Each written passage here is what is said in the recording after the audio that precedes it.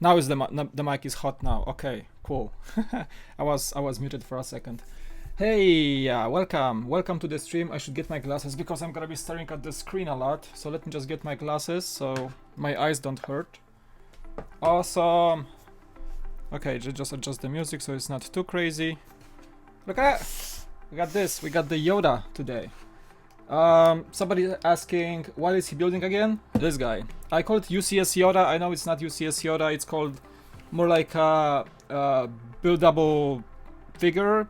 Something. I always call them UCS sets because as the BB-8 and Yoda, they always come with this plaque. It's not actually seen in the box. Oh, there it is. The plaque. The BB-8 had the same plaque. The upcoming DO droid will have the same plaque. So I always call them UCS. I'm not sure why people don't call them UCS. I always call them UCS. I know the box is not black and stuff. But yeah, welcome. How you guys are doing? Nice to see you. Welcome Bird Dog, welcome Gabriel, welcome Brick Star Wars Boy, welcome ZB or ZB Bader, welcome. Lay26, what's up? It's midnight in my country. Well, welcome in the middle of the night. Hillbilly Banjo Kid, Gabriel, Luke VJ, awesome. Thank you guys for joining today. We have 18 viewers right now. So yeah, chill stream kind of. Oh, it still says Pasana Speeder Chase. Let me just fix that real quick. Oh my god. It's the I got the text from the previous stream. So let me just fix that real quick. What's the set number? 75. Hey! I think there was a donation. It's gonna show up on the screen in a second. Thank you, ZB, for $20 Canadian. Appreciate it. I'm gonna read your text in a second. 75255 Yoda. We're gonna change that. How many pieces does this guy have? I think it's 1771 pieces. Live. I'm just gonna add live build. Okay, cool. Okay, let's save that. Updated? Yes, it's updated. Okay, thank you for the super chat. Appreciate it. Good afternoon, Mike. Nice to see another live stream. Yes, thank you, ZB. Should I say Zabi? Zabi sounds weird. ZB. Oh, my wife just closed the door. She was open. Appreciated the donation. Thank you so much. It's a chill Saturday here in San Diego. We're getting basically the lockdown is continuing. I'm quarantined. I mean, I'm not sick. Nobody's sick here, but as of today, San Diego and most of Southern California is not even allowed to really do anything outside except for grocery shopping or anything like that. They are like doubling down on citations. You can get an actual ticket for being outside too much. So I decided to stream today, and I hope you guys will enjoy it. Thank you so much for that, Dono. Appreciate the support. Welcome, Vladimir. Welcome, Strid. Welcome, Daniel. Stanley, welcome. Embrix, welcome. By the way, I see some people who are on my Discord as well, so if you guys want to join, hop on the stream and be basically chatting with me, I can invite you, just let me know. Or just, I think the Discord is on now, so whoever's on Discord, I'm gonna make sure I see you. So there is a, I think there is a live stream room that I can make at least a voice room or something. So let me know if you guys want to chat during the stream, so we can like discuss some stuff that happened this week, you know, the 501st battle pack, for example. Yeah, there is a live stream channel. If you go to my Discord, whoever has the access, I can create the invite, so just let me know if you would like to be there. I'm pretty much there right now. Okay, yeah, I'm on Discord right now. Cool. All right. Ennis, welcome. Dr. Green, welcome. Yeah, greetings. I know you're my Patreon, so welcome. And you can join on Discord if you want to. I'm gonna probably invite some people so we can chat. Cool, guys. Nice to see ya. I'm gonna make some space for this big bad boy. So 1771 pieces. I think it's $100 set. Is that correct? I think it was $100, the usual, or like 90 or something. Yeah, I don't like the functions, honestly, because BB-8 had this like wobbly head, and the lighter, it had more functionality because it was like a droid. But this guy, I think he only moves his weird, like the eyes are super weird. He only moves the eyes and the head, and he doesn't even move the lightsaber. So we'll see. I hope this build will not be too boring. I'm kind of afraid it's gonna be like tan, tan, tan, green, tan, tan, tan, brown, tan, tan. That's how it looks like, actually. Awesome. All right, so yeah, you can see I have only one camera right now. Oh, why the lights are not on? Let's get some vibes in here, guys. Whoop, whoop, whoop. And make it fade. Check it out. It's warm now. It's nice. It's cozy. I'm gonna move my headphones. All right, how you guys doing? I'm gonna be opening the set right now, pretty much. We're gonna be streaming for about probably 3 hours. It's a big set. It's, you know, over 1700 pieces. I wanted to do like maybe 2, maximum 3 hours today because family time is scheduled for tonight. So I don't wanna go into the night with this stream. But thank you for being here. As always, let me know if there's anything wrong with the stream, if there's any music overlay too loud or something like that. Oops, I always love to adjust for you guys so you have the most enjoyable experience and chill with me together. I'm gonna, of course, read the chat as always, as it comes in. 27 viewers, wow, I wasn't expecting that. Thank you. Sometimes the chat hides the messages, Daniel. I don't know sure what your message was hide.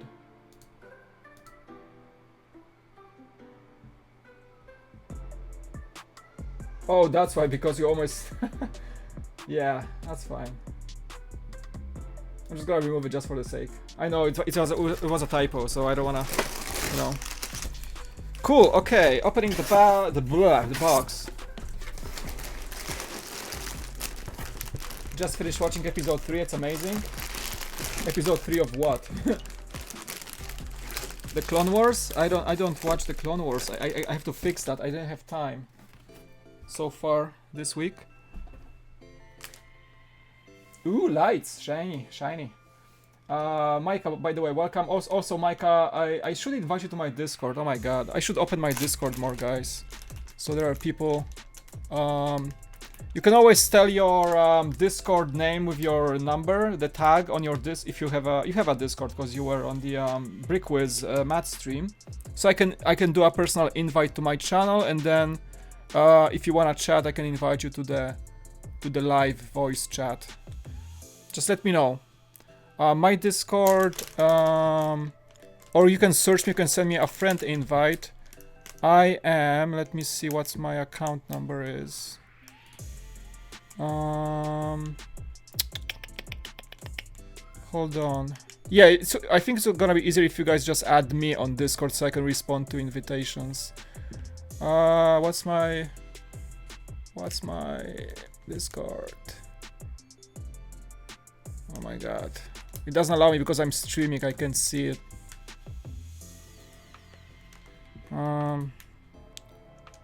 I'll just search Mike Rytter, the cool factor, I guess. I'm gonna type it in the chat later. I just gotta have to find out how to search my my tag. Cool. Okay, let's open the bags. I know it's been a long intro. Awesome. By the way, this stream will be available as a VOD on my channel, so if you miss it or anything, just letting you know in the beginning that, you know, you'll probably watch it. You can also watch it after, because I keep my streams public after I finish. Whoa, that's a pile of bags. That is something. Big manual. Let's see how many do we have. See, that's a lot of tan. That's a lot of tan. That's really a lot of tan. Bags go up until number 13, I think. Oh my god. Oh my goodness gracious. Number 2, I'm gonna need that one soon. So I'm gonna toss some bags in the floor as usual. 11, I don't need that. 10. So like 1, 2, 3, 4, 5, 6, 7, 8, 9, 10, 11, 12, 13, 14. Actually 13 numbered bags and 1 bag with unnumbered pieces with the big structural pieces. So there we go. Yeah, and that's the plaque for the UCS plaque also. Cool. Alrighty. I'm not sure if the chat is dead or not because I don't see any new messages on the chat. I'm not sure why. Yeah, they appear on the screen, but I don't see them on my stream feed, which is weird. Let me just refresh that. Yeah, sometimes YouTube is acting weird, like it freezes the chat. Yeah, I didn't see any new messages. Oh, yeah, now I see the new messages. It's so weird, like YouTube just froze on me. Start building. Okay, I'm starting building. I'm gonna catch up on the chat in a sec. Sorry guys. 12. I am known to be a slow streamer, I'm sorry. 9. That's number 1. Let's go. 5. I'm gonna keep 3 on the table, and 4 maybe. Okay, and this one's gonna be important.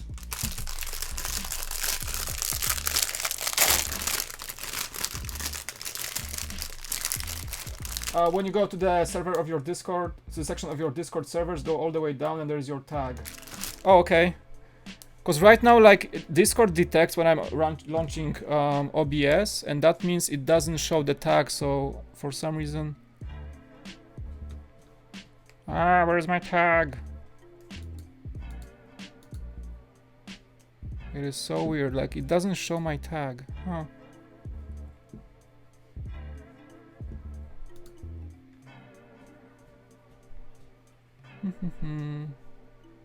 I know Embrix is in my Discord right now. Give me 1 second, guys. Give me one quick second. I wanna really I wanna do it right now because I'm gonna forget.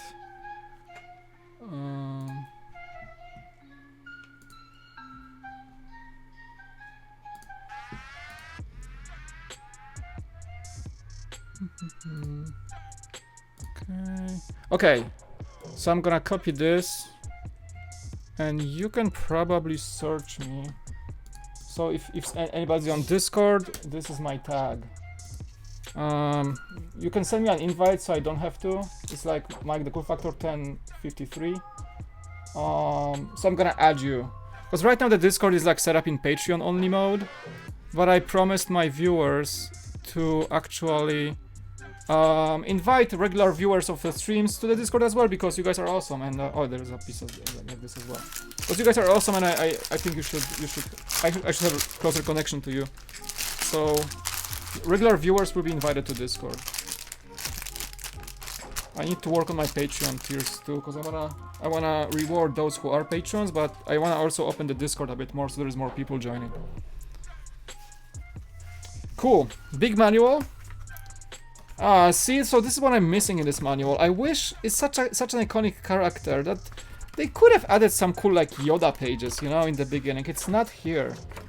Like some like the idea sets, you know, just some like Yoda, you know, some pictures from the classic trilogy. I don't know, some screenshots. It just starts with the build. I'm gonna mention that in the review that I don't like it.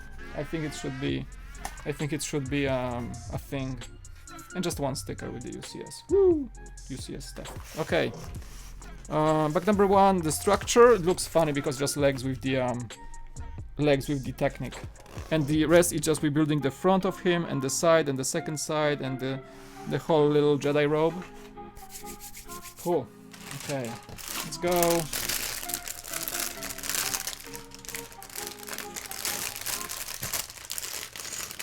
So yeah, again, whoever wants to join Discord, like, so I don't have to search for you, please send me a friend invite so I can find you and I can add you to my server. That's gonna be the easiest way, I bet. And then I can invite you to the live stream room, as I say. Okay.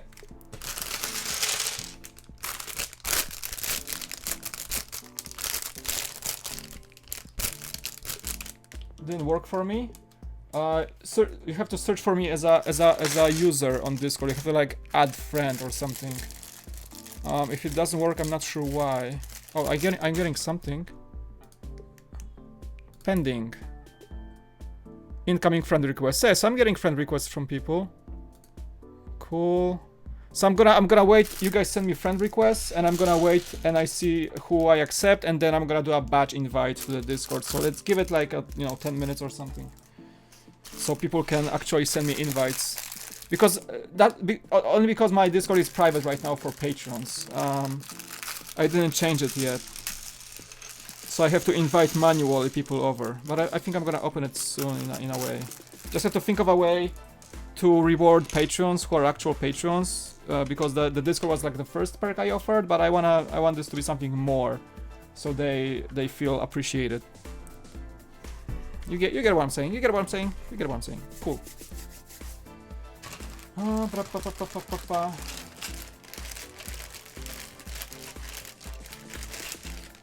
You're cool and nice, Mike. I love your videos on Brickball. This is awesome too. How you're doing today? Where I am. It's nightmare around 10:14 p.m. Crazy, isn't it? Where are you, man? Column reviews. I think my kids are banging at the door. Yes! Who's knocking? Who is it? I think my kids just like, Daddy! My wife took them over for a few hours so I can stream.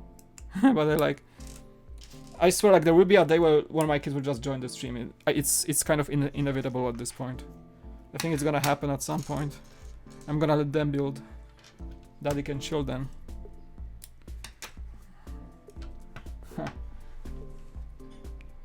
Sorry, I didn't answer your question, Callum. Where are you at? That's my first question. So I know things are crazy in the US, especially on the East Coast. I'm in California, so it's not. It's getting worse by the day, but it's not that bad yet. So I'm kind of like not freaking out. But I hope you're staying safe, my friend. So it's if your place is like 10:14 p.m. and my place is 2, so that's 6 hours. No, that's 8 hours. So you're in Europe. You must be in Europe. Spain. I'm calling Spain. I have friends in Madrid, and we just Skyped yesterday, and they're freaking out. They didn't leave their house, their apartment, in the last 16 days. Not at all. Like not even to the grocery store. They just go on the balcony, and if they go on the street like without a proper, aim to go anywhere, they will be fined. That's how crazy it is in Spain. And they order all the groceries online, the kids stay at home. It's nuts. So we Skyped yesterday, and I wish them the best, and just to hold on to it, just to get through it. I know it's crazy.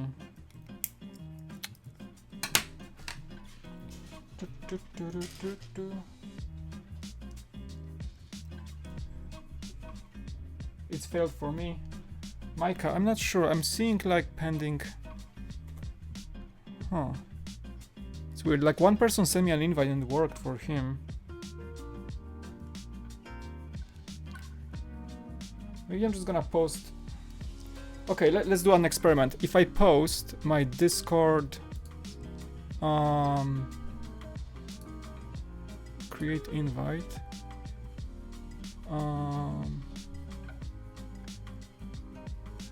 Okay, I'm gonna do a 1-day expiration link, so I think that's gonna work. So, okay, posting to my chat right now.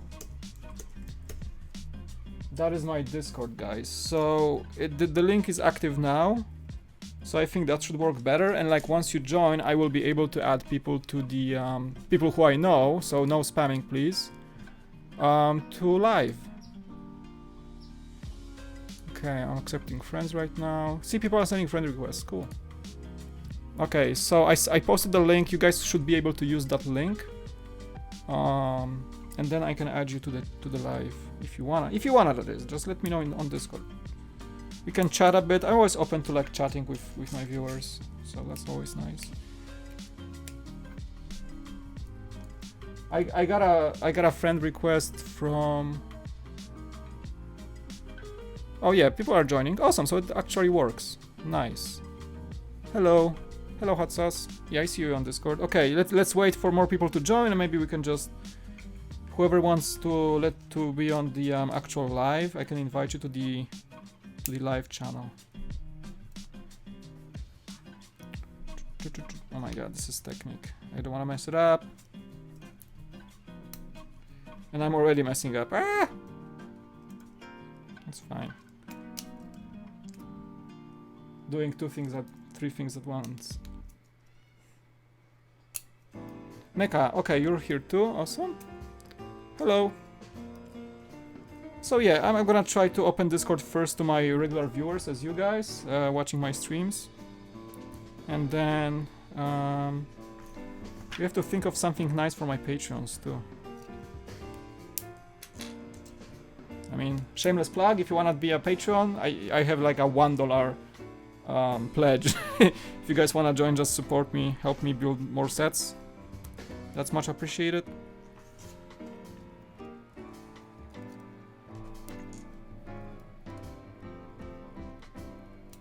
Oh my god, so many pins. Oh, it's crazy.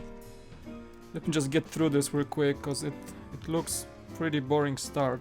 Because you have to build a structure. It's a lot of pins. Discord basically it's a... I wasn't aware like how it works a few months ago, honestly, and now I think it's a great app for... It's basically a chat voice app that became sort of a social media at this point, like people joining different servers, and right now I have like a few servers I've joined in, and it's a great way to connect with the LEGO community. Like a lot of people are on Discord nowadays, so that's pretty fun. And I just discovering the possibilities that Discord offers, and I wasn't aware how cool it is, honestly.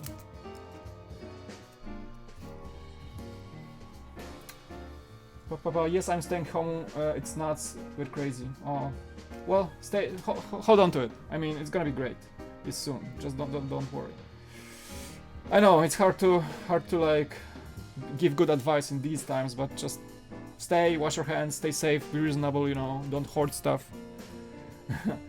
We're gonna get through this, everybody. Mike, how are you doing? I'm doing great. Fuzzybrick Studios, welcome. Thanks, Mike, no worries. I have a YouTube channel as well. Do you have any advice on how to make better high quality videos? You're really awesome again. Thanks, Callum. Well, I think you will hear this from anybody that makes YouTube videos. Consistency is king. So, first of all, you have to figure out if you can upload on a regular basis. If it's like once a week, fine, just do it. When it comes to quality, it's a learning process, honestly. Like, I did not start making amazing videos like from the ground up. I learned editing as I went, the camera operation, the looks, like how you see my videos. That is an effort of like, I don't know, 3 years of learning. But nowadays a lot of cameras have good automatic settings. You can, if you have a good phone, honestly, you can make awesome videos with your phone. A good example is the iPhone 11. I think Just Good like makes all his videos on an iPhone 11. MNR is using iPhone 11 for his vlogs, and it's just such a game changer when it comes to to quality you have in your pocket, you know, in your phone. So if you have a good phone, start with that. Don't like spend hundreds of dollars for a fancy camera. Even my camera, I purchased this camera because I was serious about making videos back in the day. Even back in Brickvault, I needed some camera for vlogs and stuff. So I purchased the camera. I have the Lumix G7 for like $600 full package with a lens, and I'm still using the exact same lens and the exact same camera, and it's like over 4 years old, and it's great. And I didn't upgrade in a while. I want to have like a Sony A7, like a big fancy $2,000 camera, of course. But this works for me, and I think the quality is decent. So nowadays you can buy solid cameras like sub $700, but the biggest important thing is that you build your consistency and you actually learn how to edit. I think is the most important thing. And also the message you try to convey, and how you are on the camera, how you speak to your audience. I think it's also important. I guess it's the most important, because I think people follow creators and not exactly the product they show. Like for me, I feel like people like what I'm doing, and if I was talking about, you know, I don't know, Funko Pops or something else that isn't Lego, and I would be passionate about it, like I'm about Lego, I think people would watch and listen to me, because it really shows when you're fake and when you're not on the camera. So work on this, on your personality. Quality comes second when you have it nailed down to how you want to appear on your videos. I think this is the most important thing. So good luck with that, and just consistency, like really upload as much as you can, but within your means. Don't try to like hustle too crazy so you don't sleep and like try to do 7 days a week. For many people, including myself, it's impossible. So just keep your borders, keep your boundaries, you know. Like reasonable, I would say. I tried doing like 7 days a week videos, and it's crazy. It's just crazy. Even back in Brickvault, we posted like, you know, every day, and sometimes the production was like overwhelming. So you're gonna burn out fast if you go for it. If you are a full-time YouTuber, yes, but if you're like me, a family man with kids and a full-time job, I'm surprised I can post like 3-4 times a week. I'm surprised by myself, honestly. But it's what I can do right now, so just like keeping with my... Of course I would like to post more, but this is what I can do with still having some sleep. Okay, let's see some questions. Do you have the Big Bang Theory Lego set? It may be your favorite set, but I don't have it. I do not have that one. And I'm baffled, because I remember the specific moment when I was visiting Toys R Us, like sometime right before they closed. I saw the Big Bang Theory set on the shelf on a discount, and I didn't get it. I was so stupid back then. I'm not sure why I didn't do it. And now it's like super collectible. Yeah, it's a great set, but you still can get the Friends set, which is also great, and it's still available. Tip of a Mikey, welcome. Sarah Star Bricks, hey, welcome. Sarah Star Bricks is a new channel, so check her out. I always like to give shoutouts to new creators in the community. She just started, and I think I subscribed to you to support you. And yeah, good job on starting. I know it's a challenge to start and continue. So keep going. I would say just keep going, and I think you got a really nice camera with the G7X Mark III. I think I saw that video that you purchased the camera. It's a great camera, so you're gonna have a lot of fun with it. I'm quite familiar with those Sonys. I'm using a G7 Mark II at work, and I also had the pleasure to use the Sony RX 100 Mark VII, which is also a great compact camera. So both are very similar in what they offer. You're gonna have fun with it. It's a great camera. Cool. Oh my god, chat is really active today. Thank you guys. Trying to keep it up. Trying to keep up with it. Okay, so many pins. See guys, it's like pin this, pin that. Just adding like 50 pins right now.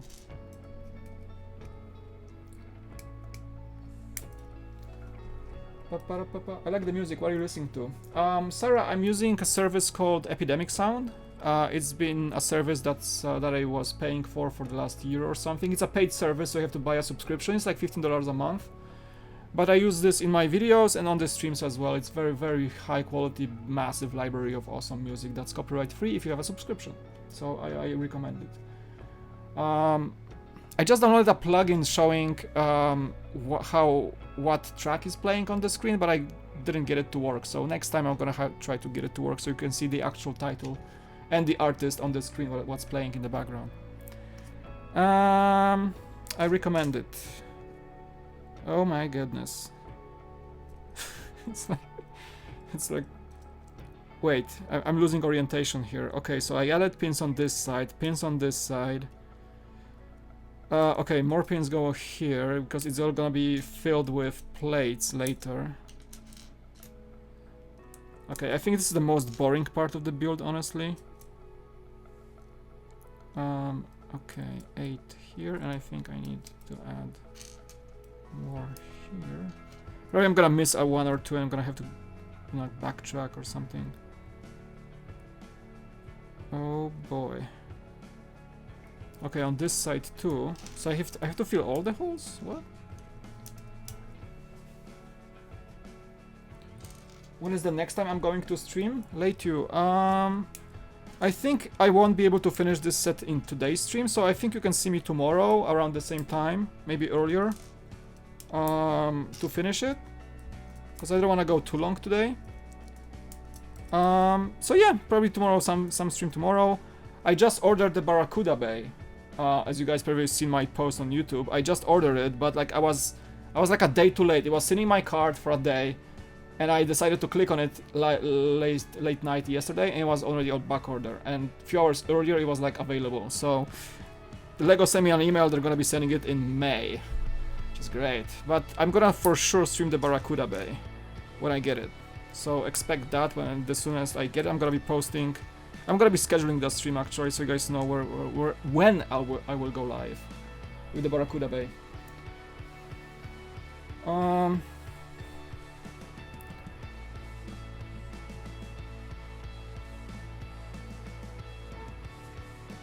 Oh, Micah, that's a good idea. Discord suggestion. If you plan to use Discord to have guests on your streams, it would be cool to make a waiting room voice channel for people. Yeah, exactly. I like how I liked how Matt, the Brickwiz, did that. He had a waiting room. So you know what? Yeah, I'm gonna do it right now. Give me a second. I'm gonna actually create live. Let's use that voice channel. Let's call it live stream waiting room. And it's not private, so anybody can join. Okay, it's up on my Discord.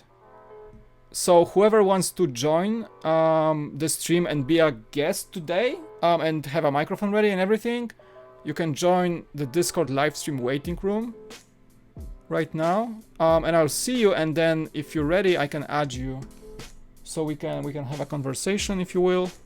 Here's my Discord server once more. So anybody who still wants to join, I see some people joined. I see Micah, you're here as well. Awesome. Okay, so that's how. Yeah, that's a good idea. I saw how Matt did it. I'm still learning. It's a learning process. How to have guests on Discord. But I enjoy that process of learning stuff. Okay.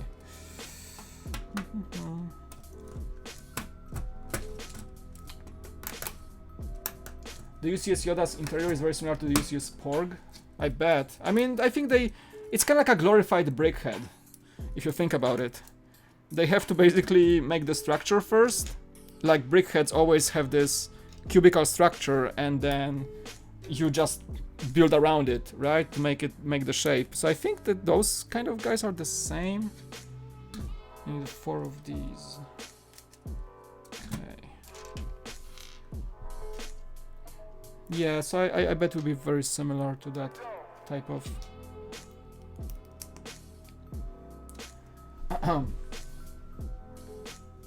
How do you live stream with multiple people? Multiple people on the same stream, or like are you referring to like this week's like Beyond the Brick stream that I was on? And also I think Brickitect is streaming every day with his sorting streams when he invites like people and they have cameras. I think they're using app called StreamYard. That's how I learned about it this week. StreamYard is a very simple streaming app that basically connects to people's feeds, and it's not like as fancy as OBS. You can't like do pop-ups and crazy like donations and things like that. But I think it just allows you to very simplify the process of people having webcams, and it's basically a Skype for streaming. And I actually used it for the first time with Joshua and Brian on this week's Beyond the Brick stream, and it worked pretty well. I was surprised how easy it is to use. They send you a link and you just connect and you appear on the stream. That's it. Pretty cool.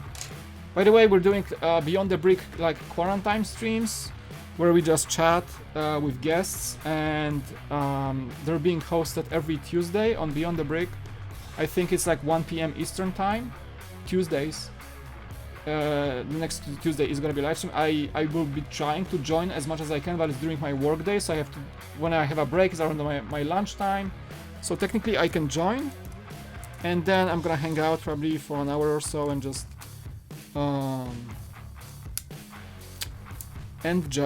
chat with you. So we're gonna be doing this every Tuesday on Beyond the Brick. Okay, Jesus, so many pins. Okay. Oh, I flip it. Okay. Look at that. That's 2 here. I think I hope I didn't miss anything. I really hope I didn't miss anything.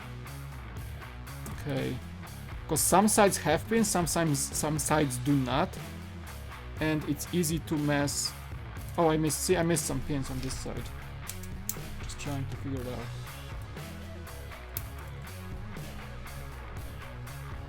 Oh, there are people on the live stream waiting room. So you guys wanna join? Kalium, Kopitko, and Mike and Ike, you wanna join the stream? Let me know.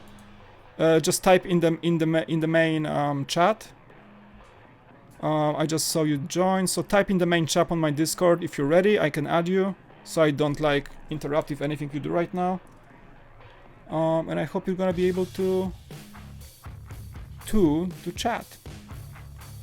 So let me know in the chat, in the Discord chat, that is. Whoever is ready, just type in Discord that I'm ready, I'm good. In the general channel, please. So I can add you. I don't wanna you talk on the phone and I add you and Cool. Yeah, that's a lot of technique. That is quite a bit of technique. Okie dokie. I would like to join. Okay, Mike, I'm gonna add you. Let's see if that's gonna work. So I'm in the live stream voice channel, so I'm adding you. Create an invite.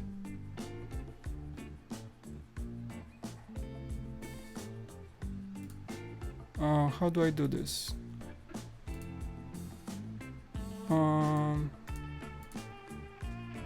Wait, how do I add people? Okay, I'm learning.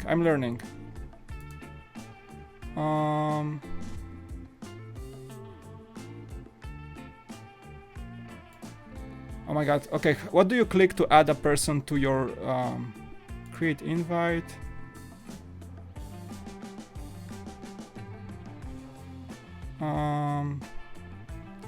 How did Matt do it? Oh my god. Okay, guys, give me a second.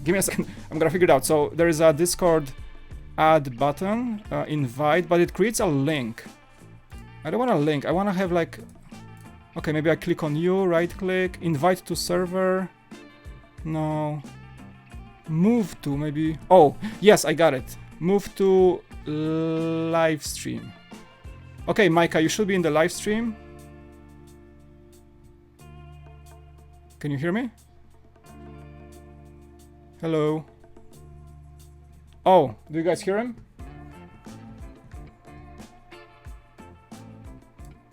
Okay. I think if you speak, they will be able to hear you now. I hope so. Let me know, chat, if you hear him. I'm learning. I'm learning how to do it. Yeah, I can hear you.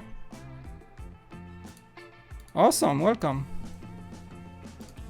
Sweet. First guest ever on the stream. Are you proud? Nice. Okay, let me let me see my settings are correct. Oh my god, this is like so much stuff to make sure. Cool. Okay, I think my mic is good. Awesome. So welcome Mike and Ike to the stream. He's on Discord right now. I'm gonna add Callum as well because he's there. So let me just right click, move, live stream. There you go. Callum, you're up. If you are here, just say something. Hello. Nice to have some guests. It doesn't feel so lonely here. How are you guys doing?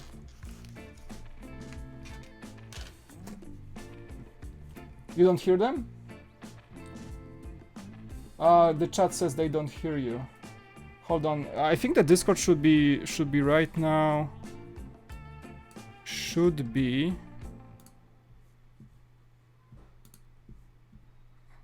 Input, output.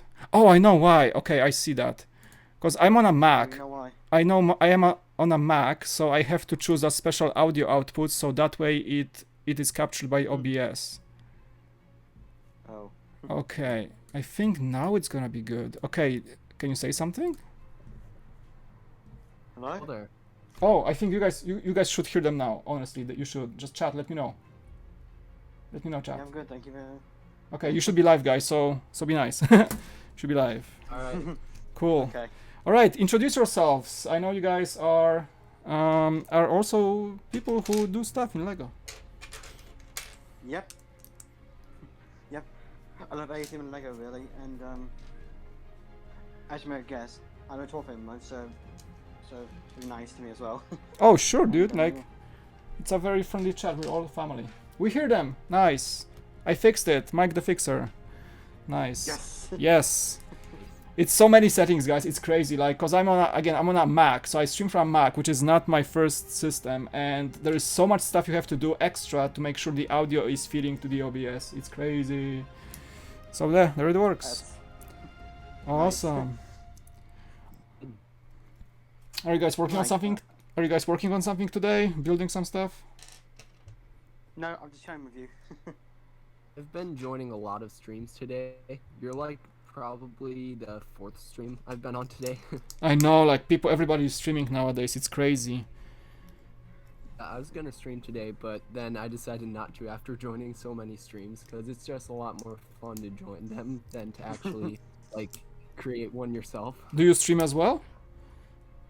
Yeah, every once in a while. I try to do it like weekly or bi-weekly. Okay, it's cool. Yeah, I know streams are hard. Like it's not that easy. I bet it isn't. Like what I find the hardest about streaming is that I always say this: if you're a gamer, right? You're a gamer and you play the game, and there is stuff happening on the screen, and everybody loves it, so it's easy. Basically, when you game, it's much easier. When you build a Lego set, you have to rely on different ways to entertain Of course, yeah. the audience. So it's a bit different. It's a bit more exhausting, I would say. I bet it is. I agree. Yeah. At the same time, I never streamed a game in my life. I think I wanna stream a game soon to see how it is. That'll be fun. We'll be there, don't worry about it. Yeah. I wanna stream the Half-Life remake, the Black Mesa. Not the Alex because I don't have VR, but it's a cool game. Sweet. Yeah. Sarah says there are definitely a lot of Lego live streams. It's crazy. Yeah, people just having more time at home, and basically a lot of more people are watching nowadays too. I think everybody Nice. sees a raise in views on their channels. Also, Mike, What's up? make a device on the like YouTube videos. What would you like to know? I said well, let's see, how to make better quality videos. And like, yeah. I'll try to do that because I didn't see your videos yet. But what camera are you using right now? Like, what's your biggest struggle, if I may ask? biggest struggle is, in my opinion, editing, because I'm not very good at editing sometimes. I've tried to do it, but it's a learning process for me, so... But did you make any videos so far? Yep, I made about 40 of them. Nice. You know what? I don't think you've read the chat because I mean, I also said it on the stream that Yep. I think the biggest takeaway from making videos, if you know, after I've been doing this for like 3 years or so, consistency is the biggest struggle. So I thought it was the gear or like what camera I'm using or what quality edits I'm making and things like that. But I think the biggest takeaway is that you have to make content that you like making and that there is a message you want to convey. I think when the worst videos I made is the ones I didn't really want to make, you know? So first of all, like I make videos only when I really want to make them. I try to force myself to make videos many times over, and it's always the worst result. It's either I take too much time to finish it, or people just feel like I wasn't genuine in that video or so. So I think before you even think about improving your quality and stuff, I'm not sure how your quality is because I didn't see your videos yet. But I think people really connect to channels and people who are really genuine about what they do. It's really easy to try to force yourself and then be fake because of that, and then people will notice that real fast. I think. So, but yeah, consistency. Do you like? I don't know how your skills are with editing and stuff like that, but for me, editing was a secondary thing to learn, and of course to be a fast editor. It took me quite a few years to be considered a fast editor. You know. Yeah. So it's something you have to be patient with. Yeah, thank you for that. Yeah, I would say. I'm not sure how far you're into, if you're using any editing software. It's best to edit yourself at first, because a lot of people are asking me, hey, what if I hire an editor and they edit for me? Yeah, you can if you have the money, but I never hired an editor in my life, and I always feel like the best control I have is by me doing it and learning the process and just becoming better and understanding the process more. And like I think when you're a better editor, you just make better videos in terms of even filming them, and sometimes you become so into the project, like myself, that you film, like I film a review and I already see how it's gonna look like on the computer and when I edit. So I think the scenes ahead of time, for example, when I need some b-roll, when I film like a scene of a review, and then I stop the thought process and then I film some scenes that I know will fit in what I just said, for example. So that's a practice. That is a practice you would have to follow for a few good months, I would say. Alright then. What kind of like what do you edit on? Do you edit on a computer or mobile? Normal, iPad. I do an iPad. So what kind of software do you use right now? I use an app called QCut Pro. Okay. So do you like it, or is it like not doing it for you? I do like it, I do. Okay. So like how long have you had it then?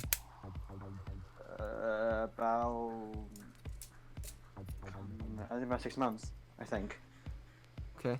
So like the more you use it, I guess you'll probably get used to it, because like I personally cannot seem to stick to an editor, like one single like video editor app. So like it's always really hard for me to transition. So like if you think this is a good one, then I'd just stick with that and keep like experimenting with it. Yeah, makes sense, yeah. Somebody was spamming. Why aren't you reading our chat? First, please don't spam. And I was reading the chat. I was responding to my guests here. Just trying to be polite, you know. Yes, Trying to be like, polite.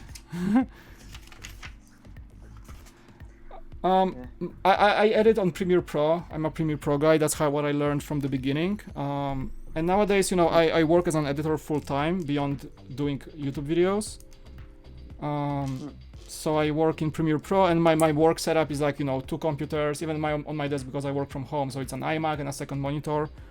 But I do mobile as well. I have a mobile, you know, laptop that's good for editing. So I never edited on an iPad. Like, how is editing on an iPad? Is it good? Like, is it efficient? Do you feel like it's nice to do? Yeah, it's nice to do, and I'm used to it, so. Okay.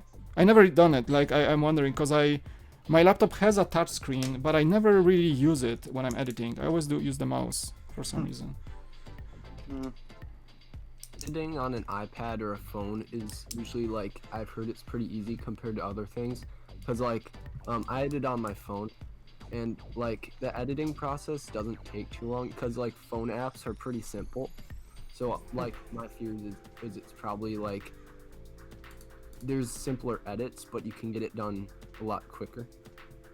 Okay.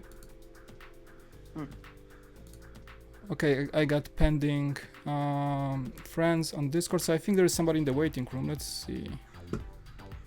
Okay, yeah, we can add one person. I think it's not gonna be too crowded.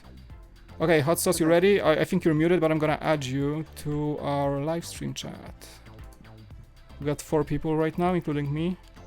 I think he's on a mute, so whenever he's ready, he can unmute himself. Yeah. Cool. Make sure that Thank you guys mute for the joining. stream too I'm when gonna pay attention to the start chat a talking. bit. Sorry, I had to time out one person because they were like spamming like crazy. I think Boone Builds was in the chat. I totally missed him. Boone, actual Boone, that Boone from the Lego Masters. Because he's also a contributor to Beyond the Brick. He's actually, I think, Boone, are you full time with them? I don't. You're like most of the time with them. But yeah, he was here. I'm on his streams as well. Really cool guy. I'm rooting for him. I missed so many Lego Masters episodes. It's crazy. Do you want us to read the chat for you? If you wanna, guys, I mean that'll be helpful because I only have that much attention span, you know. Okay. I know this is the first time I'm actually having people while streaming, so it's kind of a like bizarre experience, I gotta say. It's like I hear you on the headphones and I hear the music and I read the chat and there's like I'm checking my stream health and it's like, oh, so many things. Yeah. I need like a production team at this point. You're my production team now. Oh yeah, sweet. I feel so Vladimir bad in now the chat because says, yeah, go for it. oh, he says, can anyone confirm the rumors of UCS A-Wing this May? I think it's pretty. Oh my god, I don't know. Do we have some good? I didn't check the Aerobricks forum. Do we have some good, like, reliable sources leaking that stuff? I think MNR said something about it in one of his last videos. So I think it's like pretty much you can call it confirmed if MNR confirms it, because he's usually right.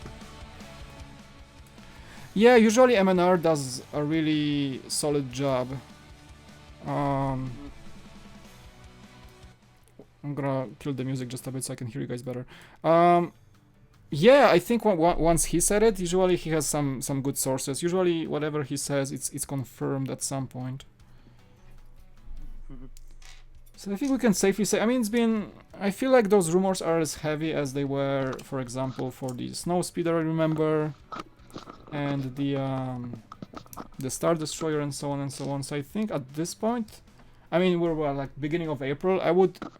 I'm calling the announcement imminent, I would say. Because usually they do it like if it's a May set, it's usually a month apart minimum. I think last year the May set was unveiled on the April 10th, if I remember.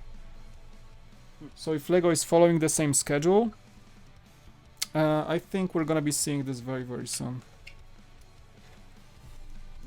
Ethan 9HX says, I think I saw a picture of an A-Wing pilot was leaked somewhere. I think that's what MNR was saying.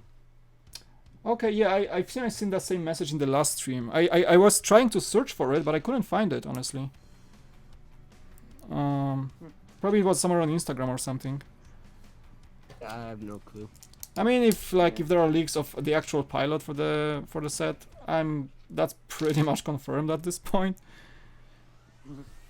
Yeah. I You don't just know. gotta confirm that the leaks are true though. Like, Yeah, they as can be always. false leaks. As always. See O'Connor, welcome. Aerodynamish, welcome to the stream. Bossman, evening from Sunderland, again, welcome. Brickfrog is here as well, welcome Brickfrog. Pretty active stream today. I'm excited.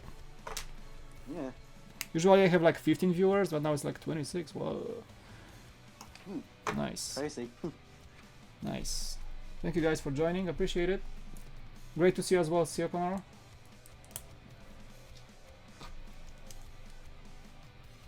Do you guys think that the A-Wing will be... I mean... I think it's gonna be an oversized set. Like, I would compare it to the Jedi Starfighter and the Snowspeeder. I mean, Probably. there's no way this is gonna be even close to minifigure scale. Brickvault has pretty much perfect minifigure scale A-Wings. And these are just basically the size of a playset. Nothing beyond that. So, if a UCS coming out, I'm sure it's gonna be a big one.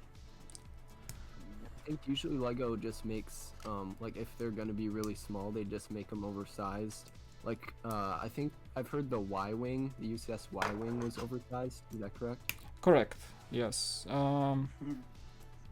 Yeah, honestly, a good reference are Brickvault models, because, you know, our main goal even when we started the store, the main premise was to everything that's Star Wars in the store is minifigure scale. Except for like the super UCS models, like they had a Star Destroyer or some other big ships. But anything that's a Starfighter, it's minifigure scale. So if you look at their Y-Wing, it's about the same size, maybe slightly bigger than your usual playset, like the one I reviewed today, for example. And the A-Wings also are pretty much spot on with the actual set size that we had before. So I'm calling it's gonna be big. And the Y-Wing from UCS is also oversized for sure.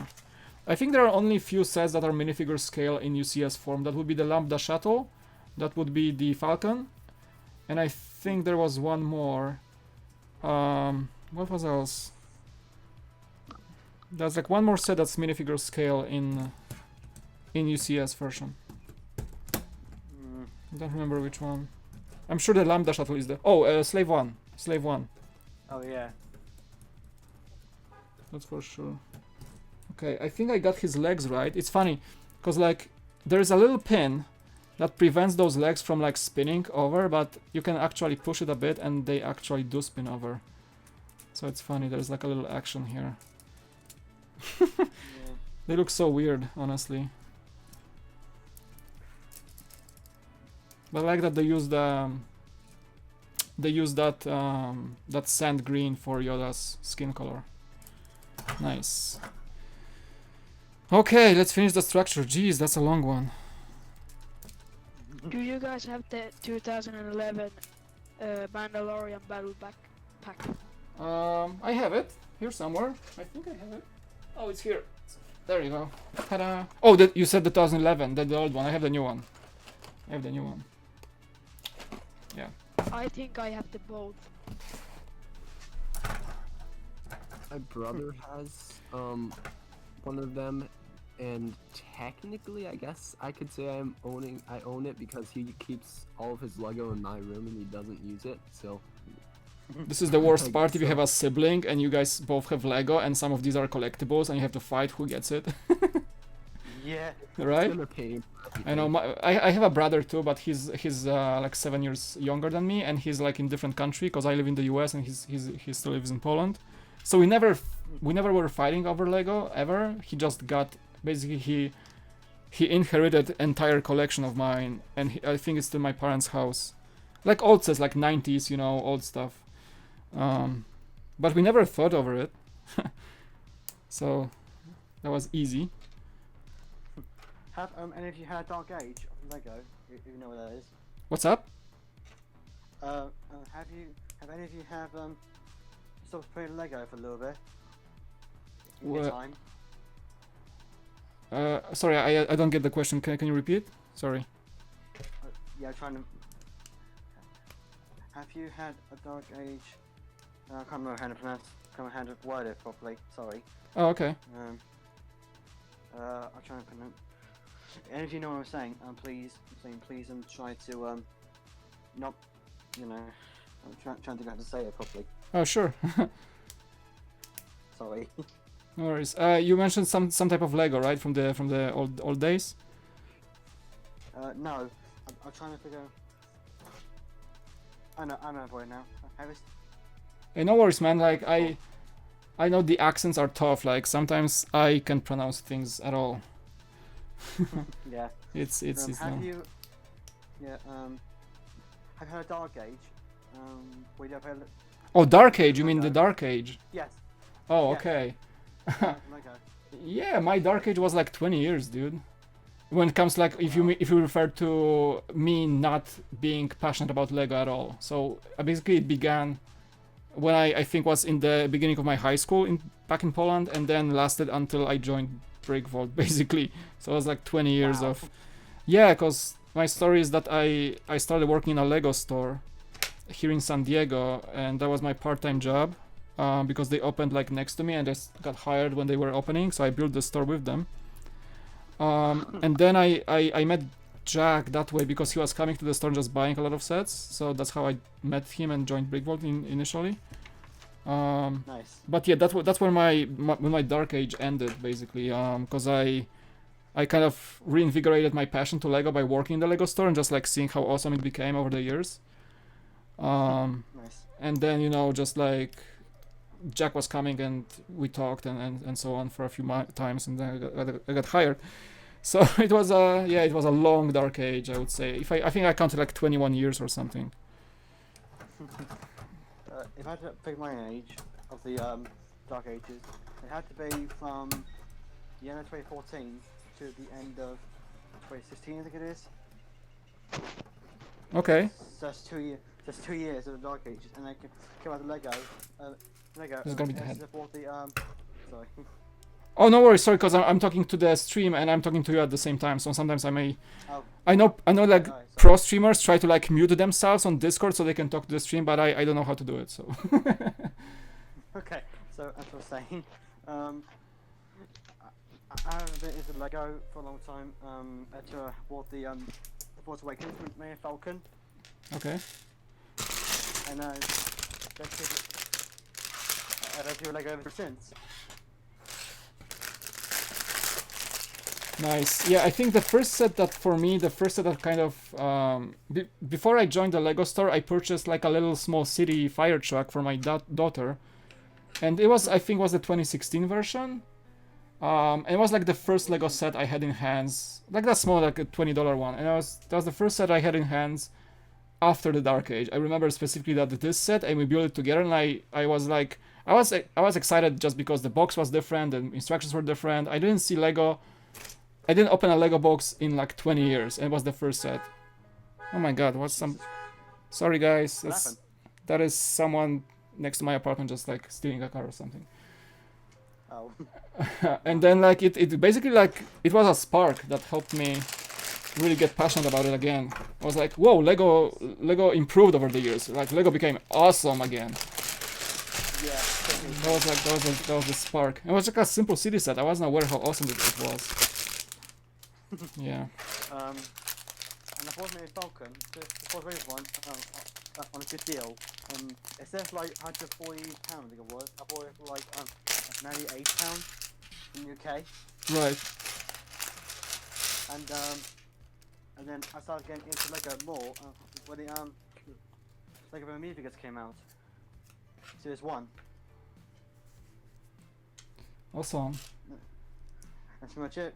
Yeah. I've Can been you ever since. can you get your mic a bit higher? Because I think you're a bit too quiet. I think just in your settings in Discord. Yeah, I think your microphone might be a bit too quiet. I mean, that's how I'm hearing it. So maybe if you can bump it like by a notch, I think you could be heard better.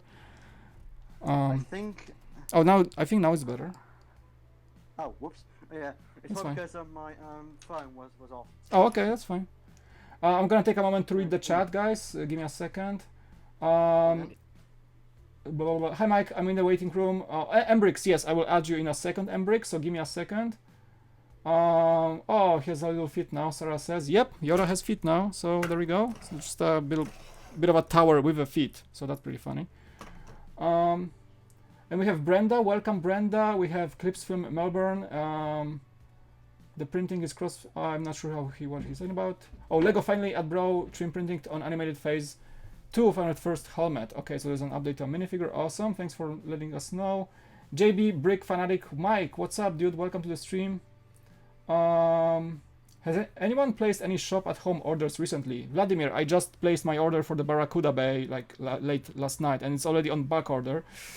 So I'm gonna wait for it. So okay, we're up with the chat. Thank you so much. I'm gonna add Mbrix to the stream. I think we're fine because there is Micah and you, Callum. So we're gonna add him. So there's more guests.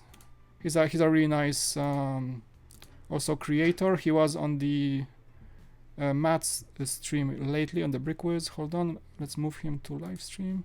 Okay, Mbrix, you're up. Hi, Mike. What's up? Hold on, I gotta turn the live stream off. I know, like it's because Matt invited me yesterday to his stream, and I was like, okay, I hear myself and I hear you and I hear myself again. What's going on? So yeah, it's a bit weird. Coolio, welcome to the stream. How you doing, man? Been doing good. Just kind of staying home. There's not too much that you can do. I know. But well, you can stream Lego. That's what I can do. yeah, been getting some progress done on my mods. So that's been good. Nice. Yeah, honestly, if I have to be honest with you guys, streaming and just thinking about my channel more when I'm at home just keeps me sane. Honestly, I think it's a great time to think about your creativity. I don't know. It just with all the day in and day out, you know, my kids are at home, so it's kind of tough during the week. But when I'm able to like actually sit down in the evening or just like this today, stream during the day, it feels so relaxing, and I don't have to think about all the craziness that's happening in the world right now. Honestly, Yeah, I know. it's I'm afraid to open my phone because every day I open my phone, I get updates from like the San Diego County. You know, I'm in San Diego, California, and it's like it's just bad news, bad news this, bad news that. I'm like, okay. Yeah, same. Yeah. I feel like it's almost better just to steer away from. I know. Lego is a great way to just exactly. But I mean, Yeah. you gotta at some point acknowledge the fact that it's happening.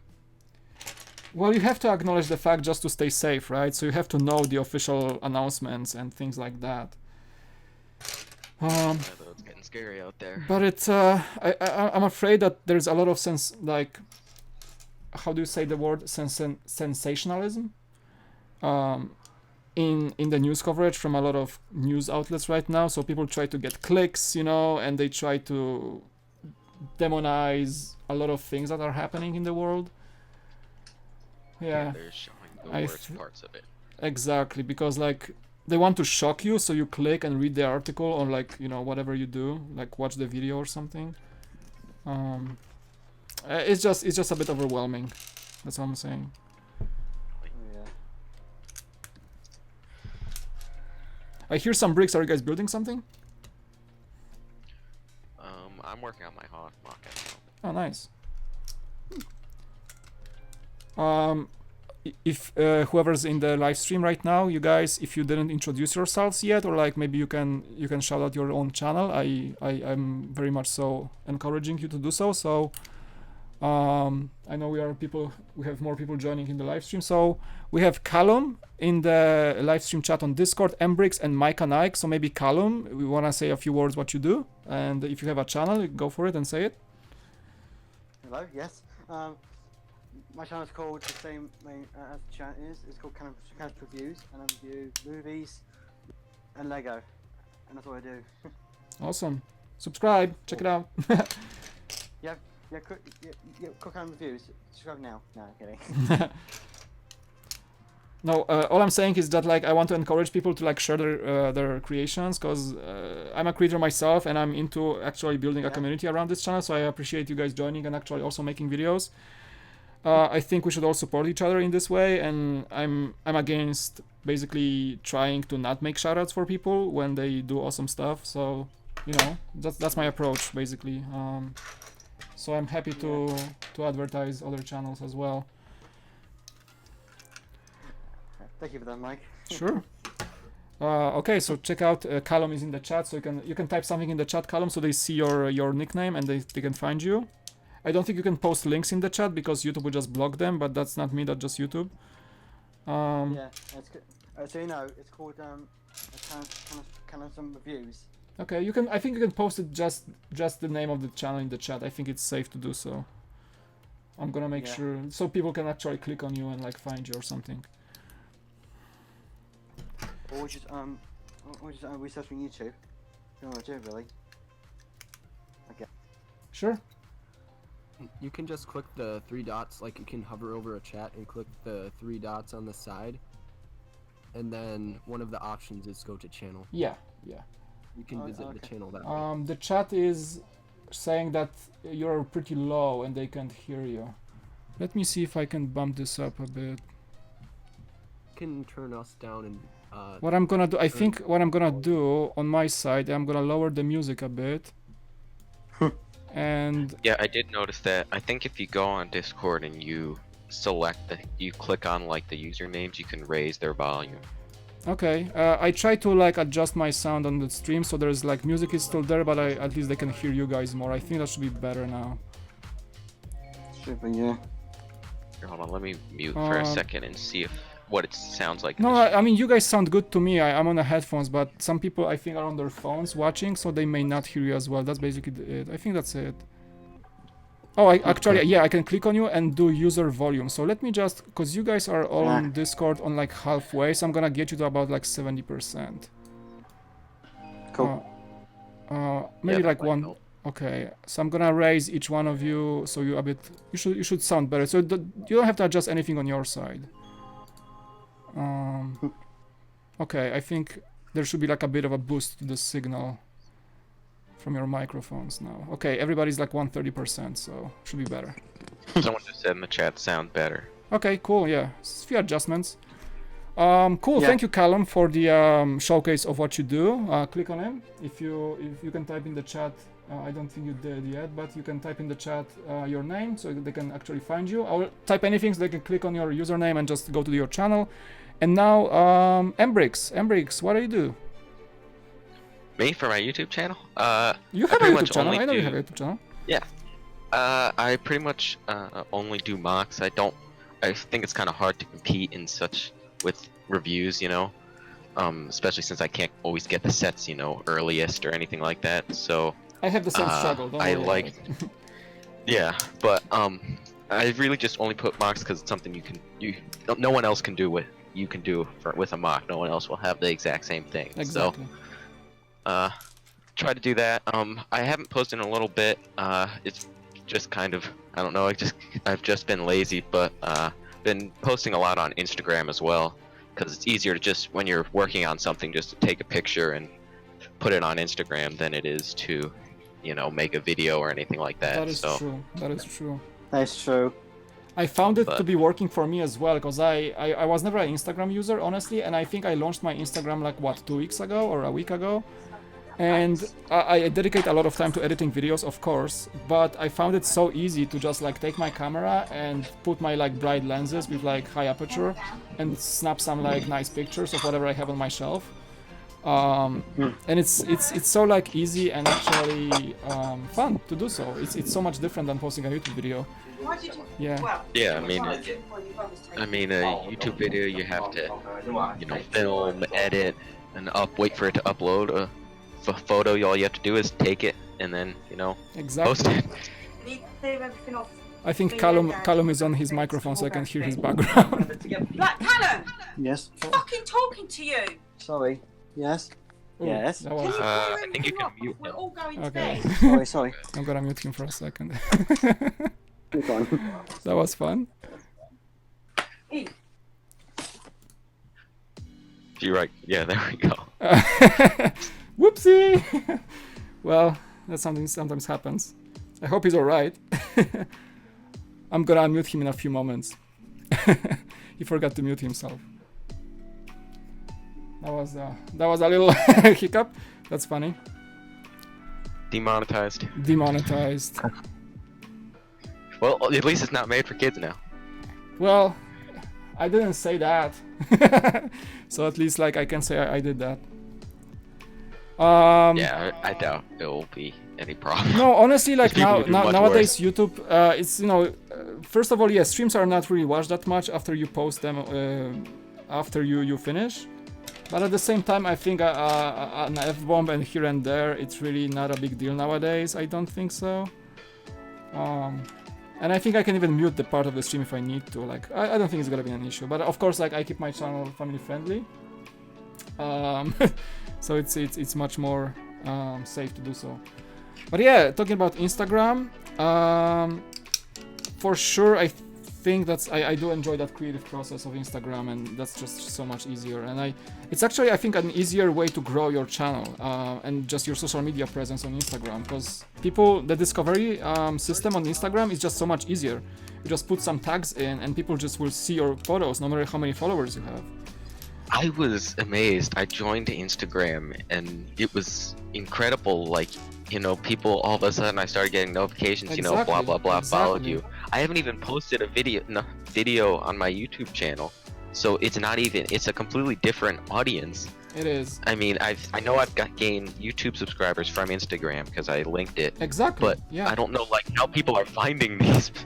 I found the same thing. I did not even advertise my Instagram for the first few days, and I just posted a few pictures and just tagging them the correct way, like Star Wars tags or Lego Star Wars or Lego or mock or whatever you tag it. People will just have it shown on their like just feeds that they, because you can subscribe to a feed in Instagram. Let's say like you want the hashtag mock, or you want the hashtag, you like the hashtag like AFOL or Lego, and if you post with that hashtag, a lot of phones will just see your photo without following you, and if they like it, they can follow you. So I think it's much more natural system to distributing content on Instagram than it is on any other platform. Yeah. And I like it. I think I'm surprised by myself that I didn't join Instagram earlier. I'm baffled I didn't. Yeah, though it's almost kind of, for me at least, it's kind of taken away from me wanting to put effort into a YouTube video when I can just post a picture and I get more kind of, you know, of that feedback that people are, you know, enjoying it and stuff. I mean, I'm not a very big YouTube channel. I think I've only got like 51 subscribers at the moment, but you know, yeah. My videos get between, I think some of my videos have like maybe a little bit upwards of 10 likes, most of the time downwards of that, but somehow Instagram, somehow, you know, it's a lot easier than YouTube, which I was kind of surprised at. Absolutely, yes. But there's definitely something to growing a YouTube channel. Is just both are very rewarding platforms, you know. Exactly. So yeah, make sure you check out Mbrix. He's in the chat, so you can just click on him and make sure you check out his channel. I highly recommend to subscribe, of course, and support each other. Micah, are you here in the Discord? Micah, do you wanna? I think you're doing content as well. Do you wanna say something about yourself? I do Lego Star Wars mocks, hauls, news, and reviews. Right now I'm building Navarro, which is from the Mandalorian TV show. Nice. So that one's gonna be about right now it's 2 gray base plates, and so it's my biggest mock so far. I usually just do small mocks. Gotcha. And so like I try to stream quite a bit. Like whenever I stream, it's like very rewarding, and I get to connect with my audience. And then also I do Instagram, so it's Michanike18 on Instagram. So it's spelled just like my my name on YouTube, except I think it's instead gonna be of okay. Just don't use the sign. I think you can just type your name so people can find you. Yeah, I can do that. Yeah, sure. I'll do that once I'm done talking. So absolutely. Yeah, actually that's pretty much it. I guess the only other thing I got to say isn't actually about myself. It's JB Brick Fanatic was asking a while ago if he could join into the chat. I just didn't want to interrupt you. Yeah, sure, let's add him. Is he on the Discord right now? Looks like he is. He's not in a call, but he's in the Discord. Okay. Oh, yeah. JB from Brick Fanatic. So what you have to do is you have to join the live streaming waiting room, the voice waiting room. Like it's at the bottom of our channel list in Discord. And once I see you there, I can just move you to our live stream.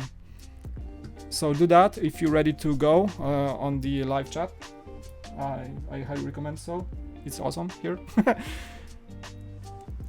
Yeah, though with Instagram usernames, you know, you always got to put that number at the end of it, or because some username.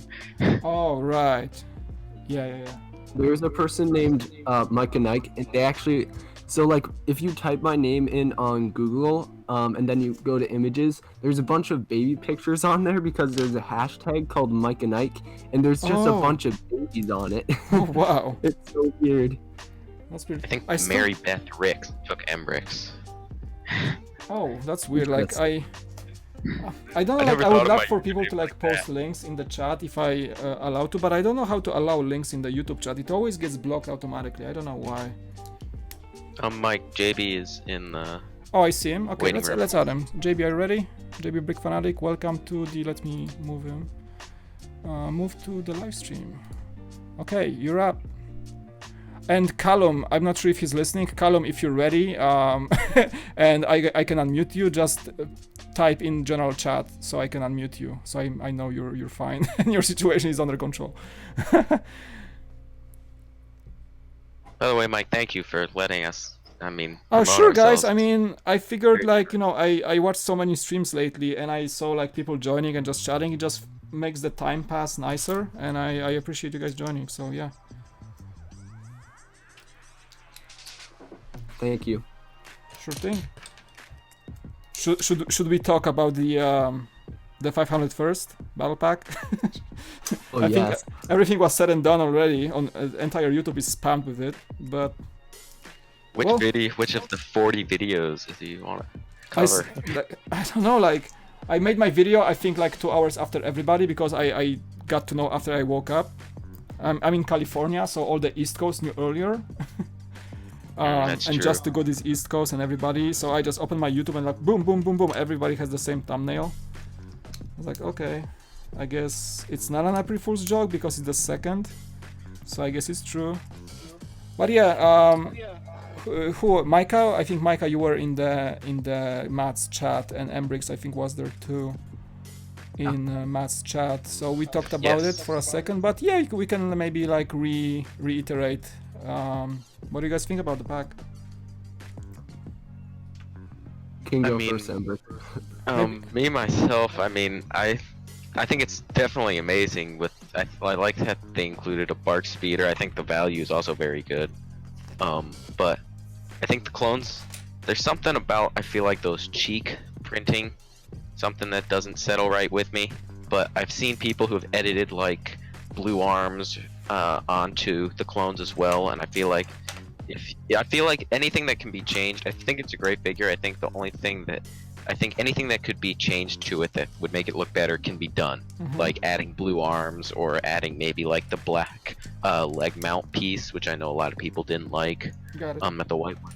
I personally don't mind the white, but I feel like without the blue arms or without some kind of blue on the arm, like I know I think some companies make like custom printed arms for clone troopers because, you know, Lego doesn't really do a lot of arm printing. Right. I think that if there was some blue on the arms, I feel like it would look a little bit weirder because they kind of look too white. Just because, you know, considering that they're, you know, the 501st trooper, which you normally associate with blue, I feel like all you really see is the white stripe on the helmet and a little bit on the chest, but other than that, there's not too much.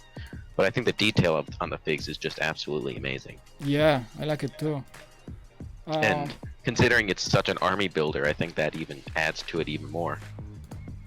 Oh yeah, I mean, you know, people were basically going crazy over how many each and every one of the builders will get of these guys. I think some people are posting like, I'm gonna get 100, I'm gonna get 150, I'm gonna get 1,000 of them. I'm like, oh my god. Yeah, I mean, I'm sure there's plenty of people who are gonna do that, and probably also a good bit of people who are gonna just buy them and then keep them for resale value. So Yeah, it'll be interesting to see what this does. I'm gonna just show it for a second so people know what we're talking about, because I mean, if there's anybody in the chat that doesn't know what we're talking about, I bet not. You're not subscribed to any Lego YouTube I channels, think man. everybody's watching is basically a Lego fan at some point. So yeah, so people who don't know, 75280 is the 501st Legion Clone Troopers Battle Pack. It's coming, I think, August 1st, and it's $30 set. So it's a battle pack, but I think we can safely call it to be a full-on set at $30. 2 vehicles, 3 clone troopers, and 2 droids. It's a very, very, very solid set, in my opinion. What I said on Matt's stream is that I like how the ATRT is slightly different than the one from the 20th anniversary version. It's just a bit a different build in the front, and I think it's a bit beefier overall. The scheme of blue is also, you know, the 501st blue scheme is also just looks better. Yeah, definitely. I would say. I think that the head looks better than might look a little bit better than the first one. I feel like the legs are kind of more skinny. Yeah. They don't have that extra detail. Well, the only detail that's on the legs is really from that sticker, kind of. I feel like they could have done more, but I mean, still, I mean, for any mock builder, I don't think many people would use the ATRT. Some people might use the Bark Speeder, but the ATRT I feel like is going to get tossed aside a lot. Both of these builds, I feel like, by a lot of mock makers, are just going to be tossed aside. Yeah, this one's gonna be hard to get, like, when people jump on it, like, if LEGO doesn't make any sort of pre-order, so they can, I would say, meet the demand. This thing's gonna be, like, out of stock for months. Thing about the Mandalorian Battle Pack, or, you know, like what happened with the Friends Central Perk Ideas set. Yeah. I mean, that's gonna happen on a whole new scale. And especially in the current world situation, like, you know, how the shortage of supply can be touching LEGO on many levels, like manufacturing process may be in jeopardy. And that way, you know, they will sell out the first wave of the battle packs and they will have problems making more fast enough. Yeah, though, definitely. I mean, not only that, but, you know, if things are still closed by August, which hopefully they're not, yeah. But, you know, if they are, then, you know, stores aren't going to be open to have this. Only sale line, and LEGO's going to have probably some issues meeting that demand, and especially if they're not able to produce them because they're packed. I think that's what I mentioned in the live stream with Matt, that the biggest concern for me is how people will be able to get it, or like people who are not willing to jump on it the first day, and they will have to wait for the supply to basically restock. That can take, you know, quite a bit of time, I would say. This is gonna sell out probably as fast as that, like when the UCS Falcon was 40% off on Amazon. That was a disaster. I feel like this is gonna go out of stock within moments after, you know, 1201. Exactly. I worked at the LEGO store when the Falcon was coming. You guys probably remember when we got the copy of the Falcon for Brick Vault. The store I worked at, I knew there was only 2 copies coming on the truck the first day of launch. 2 Falcons were coming for the first day of the Falcon being available in the stores. For the entire store, 2 boxes. Was and the one box was picked by Jack because he waited the entire night to get it. And the other box was picked up by a friend of his that waited with him. So we got the first 2 copies. And he had to wait the entire, like, I didn't have any deal on it. I didn't have any sort of like a insider. I was told that were only 2 available after we opened the store. But they waited the entire night, and there were like a few more people, and they opened, they were the first in line. And they picked up the Falcons, and the manager was like, my manager told them that, okay, we're done. That's it. I was like, what? There were only 2 Falcons, so I hope they learned that lesson, and when the battle pack comes out, I really hope it's gonna be plentiful to pick up, you know, even for the most demanding people. Something I heard was that also, you know, the Mandalorian Battle Pack sold out so fast and sold out, you know, so instantly. And so that might have been because LEGO didn't expect it to sell as well as it did. Like maybe they didn't think of it to be maybe they didn't think it was going to perform as well as it did, so they didn't produce enough and they didn't ship enough to stores. But hopefully, you know, obviously LEGO knows that this is going to sell well, so I would hope that, you know, they would prepare for that by giving stores enough stock. Yeah. And, you know, I think LEGO learned their lesson. Like the Falcon was a big like red flag, and I think the same thing happened with the Saturn V ideas. I remember that was also an issue with this set selling like crazy, and the restocks were basically, we had people waiting in front of the store for months after the Saturn V was a set. So I remember that happening too, but Yeah, I think ever since like the Star Destroyer came out, and I think that was an easier launch. Maybe because not as many people wanted to buy it day one. But still, I think Lego learned the lesson, and they stocked properly for that launch, for example. Yeah. So I hope, like, you know, it's a good thing that it's a battle pack, so it's a small $30 set, technically speaking, so it's easier to ship bigger quantities to Lego stores. Like the Falcon, also an issue of the Falcon was that it was a massive set that, you know, only a few of them could fit on a pallet from a truck. So Yeah. each truck that was coming in had like 10 Falcons, you know, and it was just that's about it, and you had to wait for another shipment. I order most of my stuff online, so I don't really know what it's like buying a big, you know, a large set in store. Like I'm talking about from only the read Lego store's perspective. Like Falcons Yeah. were crazy logistically speaking. I think the battle pack, you can fit like 100 of them in a single massive pack that comes on the truck. So I think if they manage to manufacture as many, I think it's gonna be you know, quite available. Lego is aware how crazy of a hype is for that pack. I think they're ready. Hopefully. Okay, I'm gonna read some chat because I was paying attention, but I wasn't reading. So let's see. Mike is still in the chat. Awesome. Mike, great for you letting so many people connect. Awesome. Appreciate your thankfulness, and I always want to have guests, so for sure that's nice. Arman, welcome.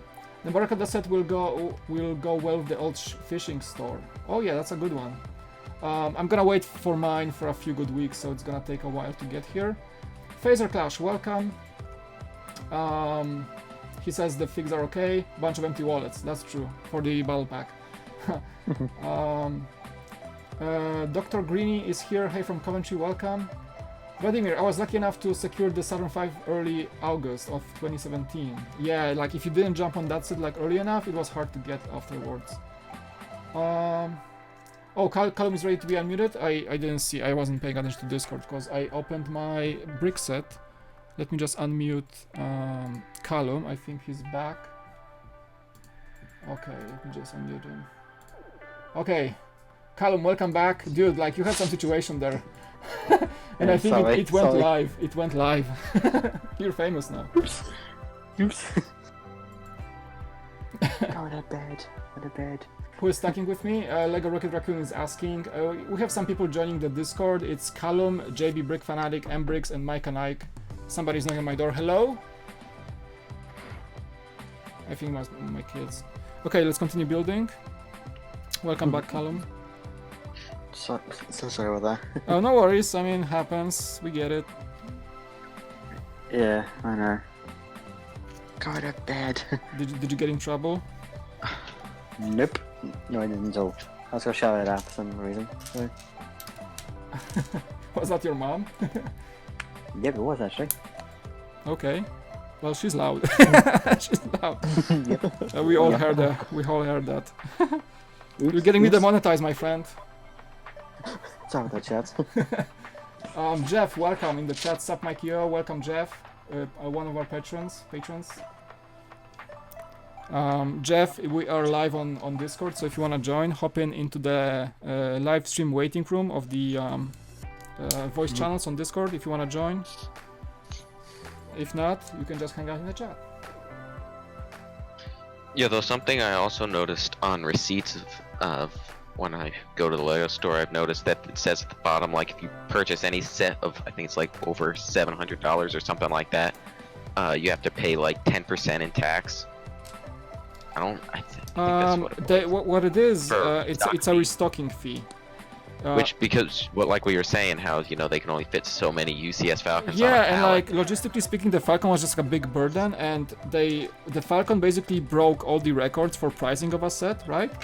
And the sheer volume of the box was just like taking room in inventories, and Lego stores usually have a small stock room in the back, so Falcons were taking a lot of space, and it was just like people were buying the Falcons or just returning them later to like, I don't know, get another one or something. I don't know what was the deal, but some people were returning the Falcons, and it was just like a lot of the burden that goes with it, because the store wouldn't be able to keep the Falcon in the back in an efficient way. Yeah. So Now they're probably having to go through the same thing with Star Destroyer. yeah, and you know a store pays a fee of a credit card processing for $700 purchase, like $800 purchase. So every time you refund something, it was just a cost for the store to process it back into the inventory. So that's why when the Falcon came out and broke all the records for a pricing of a Lego set, you know, beating the Death Star and so on, they had to introduce that restocking fee. So people were just not like buying the Falcon and like getting a cooling down a bit and just returning it after, you know, because they said like, oh, I just spent $800 on a Lego set, I should return it, I don't want it. So that's why we struggled with it a bit. It was like that scene from Star Wars, I think it was episode 2, where it's talking about Obi-Wan says, you know, you're gonna go home and rethink your life, to the guy selling, you know, the death sticks. Well, everyone that bought the UCS Falcon was thinking, I'm gonna go home and rethink my life. And they returned. It's like you go to you go to a car dealership, you buy a brand new Tesla, and you just, you know, Tesla offers like a 7-day return policy, so you can actually return the car after 7 days. But you know, you can't do that with like a normal car. You just go and buy like a fancy car and just, oh, I'm gonna just return it and break the contract. No, you can't do that most of the time. I still haven't built my Falcon. It's sitting in box. I have a Falcon in box as well. I mean, I built one, you know, back in the Brickwall days, so we did that massive stream. Yeah. But ever since, like I had one in my closet and never really built another one.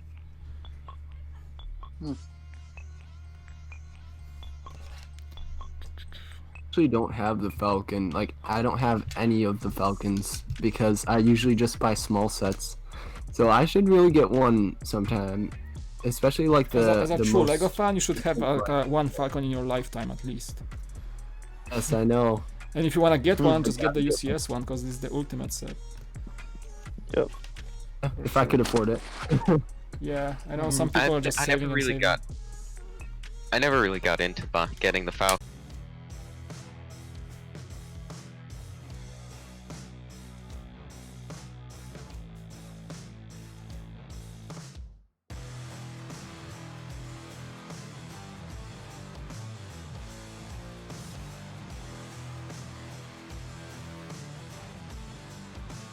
And get released in 3D. Okay. Yeah, I saw it lagging there for a second.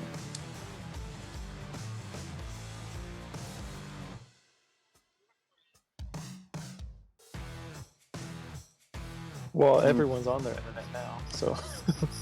Yeah. Yeah, though I know that's has been one problem because everyone's been home on their internet. I think in Europe they had to lower the standard resolution for YouTube and Netflix. I think they did that. Like they removed the option for 4K streaming on Netflix, and YouTube made the default be, I think it was 480p or something like that.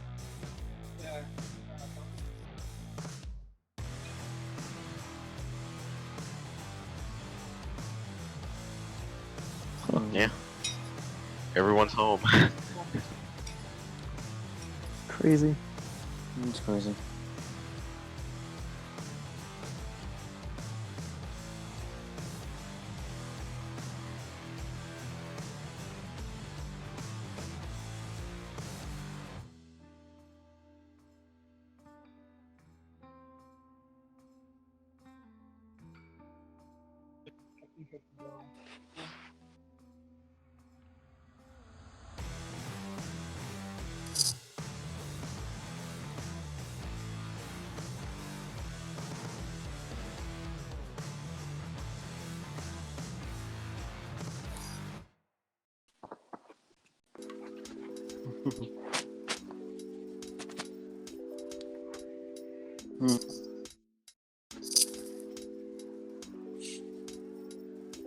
Nice. I don't have to go. No, I was talking to Mike and Nike. No, I should be here for a while.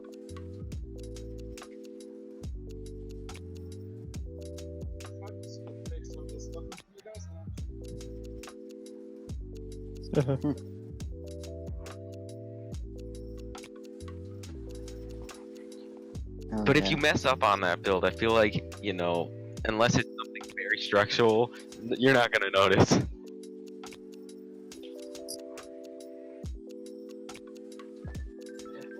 The robe is flowing in ways that gravity does not accept. I actually need to rebuy that Yoda set because I changed mine into a baby Yoda. Yeah, that turned out sick.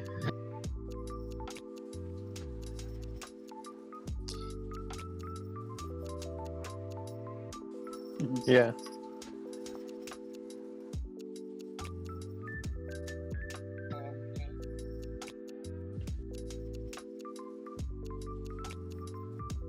Yeah, it's definitely a lot cuter than the high Yoda. I think the best part of that video, JB, was seeing the Yoda get destroyed. The original Yoda. Yeah, that was when you slowly took it apart. Yeah, I've got a YouTube channel that I do pretty much everything on.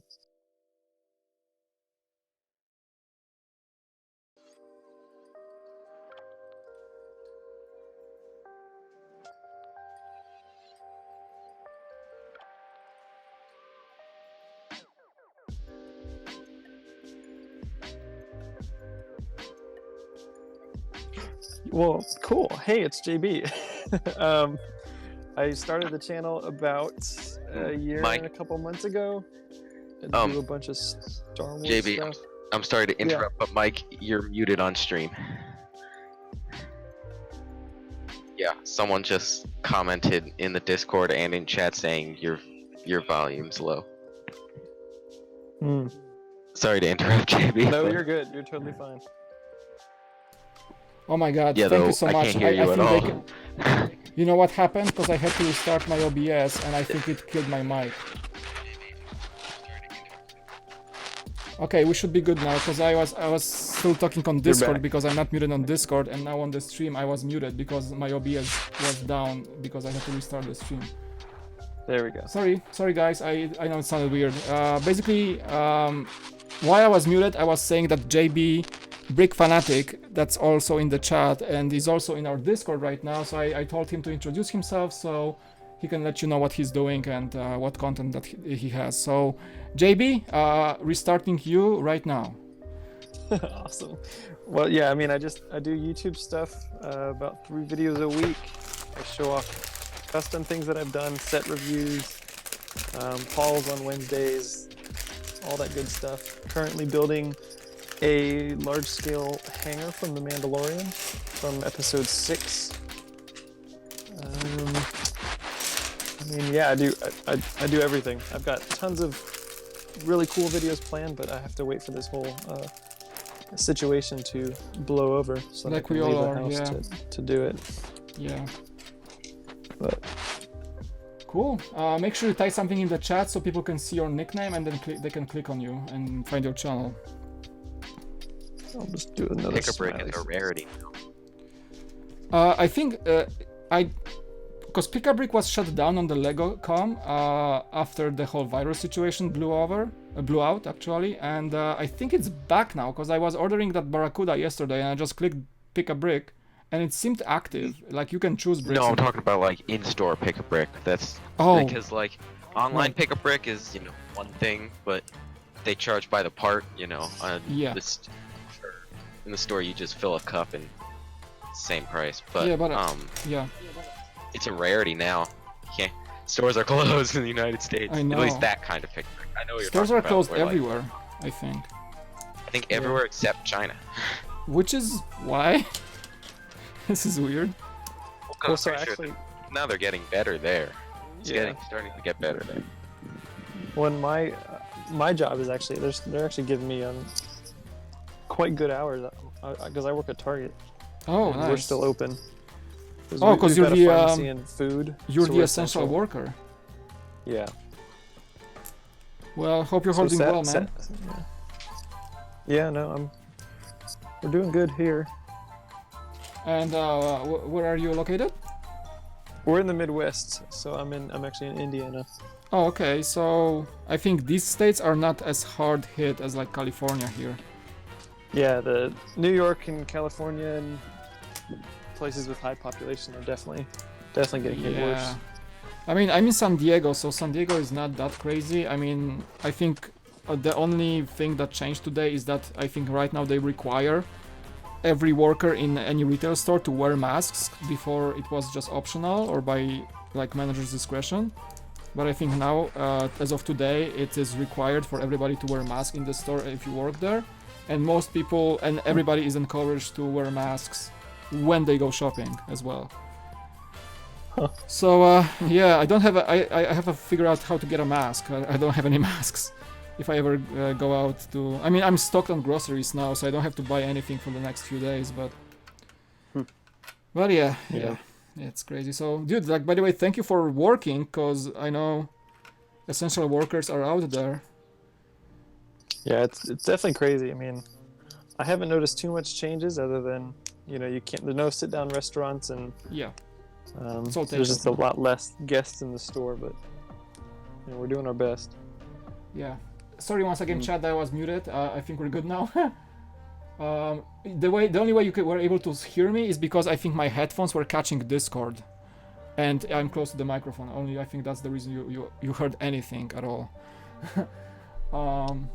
So yeah, I'm back. Bricks and Pieces is open in Germany again. Ben Stuver, welcome by the way, Ben Stuver.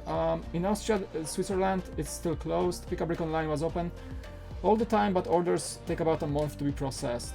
Yeah, I really hope, like, even though that normal set I ordered, the pirate set, even though it's on back order, I really hope they will ship it once they actually get it, and I won't have to wait like extra week for the carrier to bring it, because it might be that way.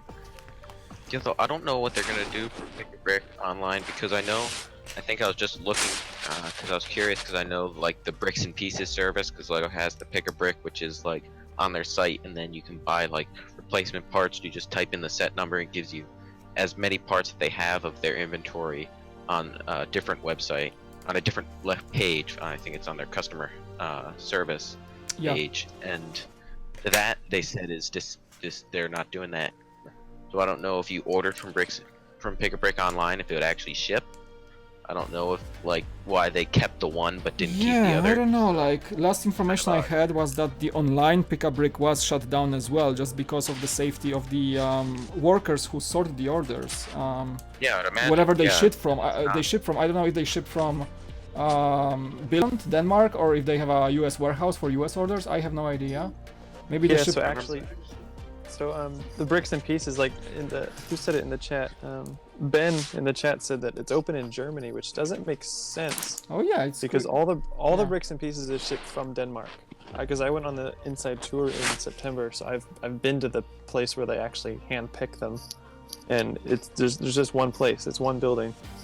Nice. That they do everything in. Yeah. Daniel, I know. Rain, welcome to the chat. By the way, Daniel was commenting my. I made it. Yeah. Welcome.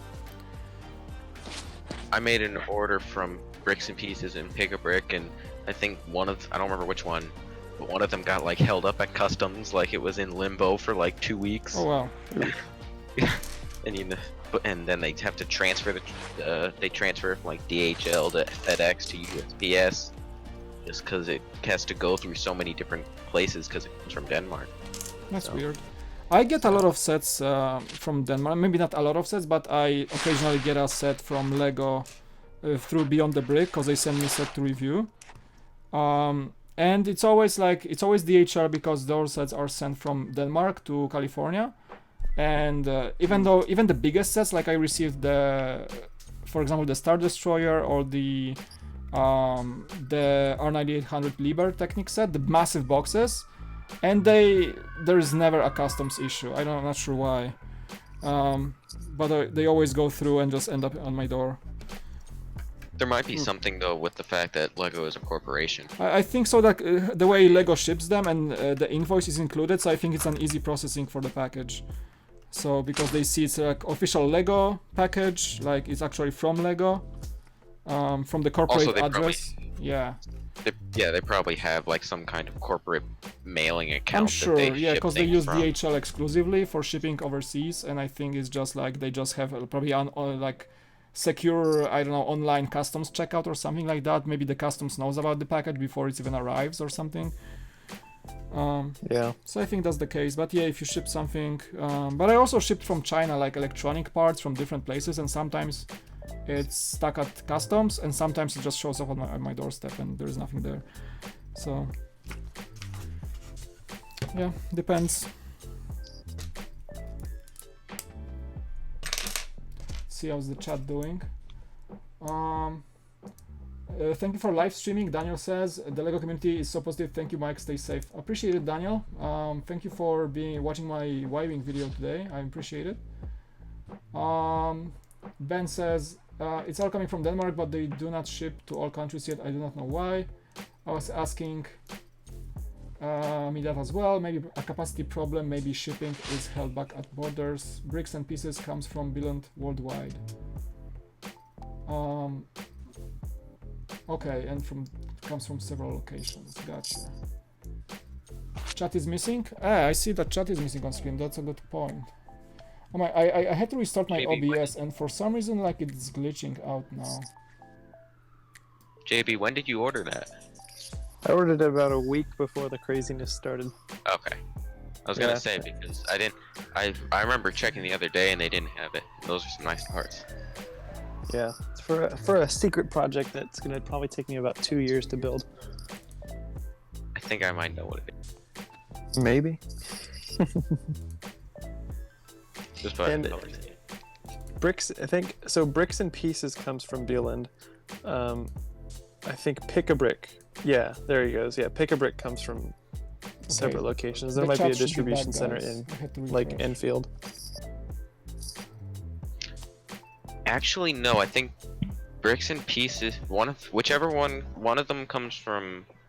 I remember none of them come from Enfield because I Look at remember. all the bits and things just jumping in my. Sorry guys, I'm just fixing my stream because like OBS killed all my overlays, everything. It's like I didn't Oh notice no. that. Great OBS, thank you. Okay, cool. I think that I remember calling because there was that problem where one of my shipments was held up at customs, and I remember calling. They said it just goes to a distribution center in Enfield, but it doesn't actually come from Enfield, so it takes like a stop there and then get shipped from there to your address in the United States.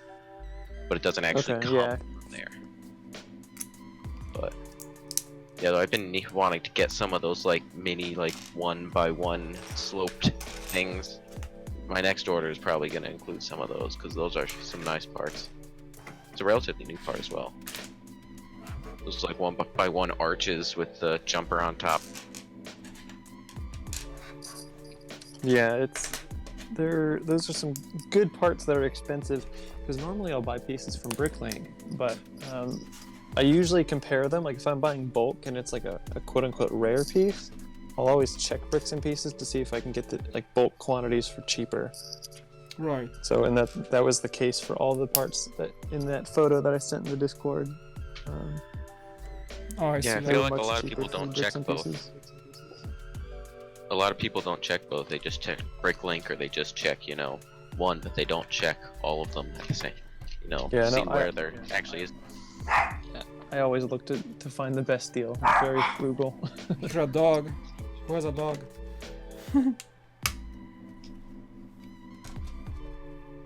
It's not my dog.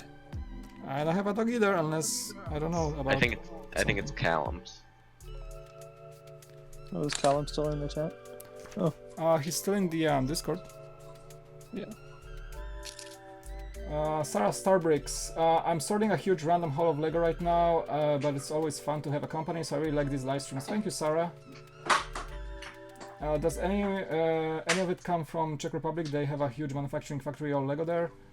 For Lego there, most of it is made there. Yeah, they have a huge factory in Czech Republic. I'm sure like Lego is getting bricks from all over the place. They have like 7 or 8 factories all over the world. I think it's just that it's all sorted in Billund and sent out. I think that's what it is when it comes to picking bricks and pieces. yeah, it's probably manufactured in Czech Republic, but it's probably then sent to Denmark I or would wherever. say Lego should like I'm knowing how they ship stuff. I think Lego should fix their kind of like logistics process, because in my example, even if I'm a reviewer in the US and Beyond the Brick, for example, is the Ambassador Network member, and they distribute sets to review for like me, Matt, Brickwiz, Boone, right? We have like a team of contributors, and each one of us gets some sets here and there. But each of these sets are shipped from. We're all in the US, and every single one of us gets sets from Denmark. Like, why is Lego not sending these sets from like Connecticut, like when they have actual Enfield headquarters, or maybe a local Lego store even? So like, I don't get it. Like, they spend so much money on worldwide shipping, but they could easily simplify it by shipping stuff from the US to like US reviewers like myself. I don't know. This is so weird. I would imagine it's probably because they're probably shipping to more people and who might, you know, not live in the United States, and it might just be cheaper to ship everything at once Probably. from one address. But it I don't always know, though. comes Yeah, to my direct you bring up a address. good It point. never comes to. I thought they would just maybe ship a bunch of them to like a warehouse in the US and then distribute them. So they do like a one big shipment and then redistribute in the US. But no, it's just personal package straight from Billund every time. So this is what gets me. I think the reason for that is because most of the sets that are sent out for review are sent before they're actually released, so they have Maybe. to do it in low quantities, like personally. Because if they Maybe. send it to the distribution center, then it could get lost. Someone could steal it from there, you know, that sort of That thing. is also a good point. And yeah, also all the boxes you get for review are usually those like pre-production boxes, so they don't have a set number sometimes, or the set name is not on the box. I think is that just the European box style? Because I don't know. Like every time I get a box, counts. every time I get a box to review, I still get those non-descriptive boxes. Yeah. So I guess that's the way it is. Every Getting like it review fresh from copy is Denmark. usually a fresh one, pre-production one.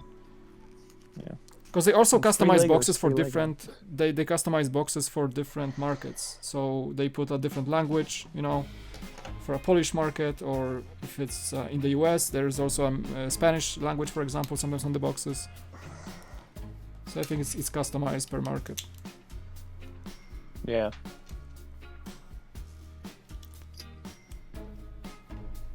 How is chat doing, by the way? Phaser says it's nice just to have a stream to listen to whilst building mocks. Yeah, I do the same thing when I edit. I usually edit videos because I don't build mocks honestly myself. So I usually spend time editing or reviewing or doing research. So I always put on a stream of somebody in the background just talking. Well, I'm Sounds working nice. on the like rock work of my Hoth mock, and it piece just dropped down, and I'm not opening everything back up to get it, so it's gonna stay there. Yeah.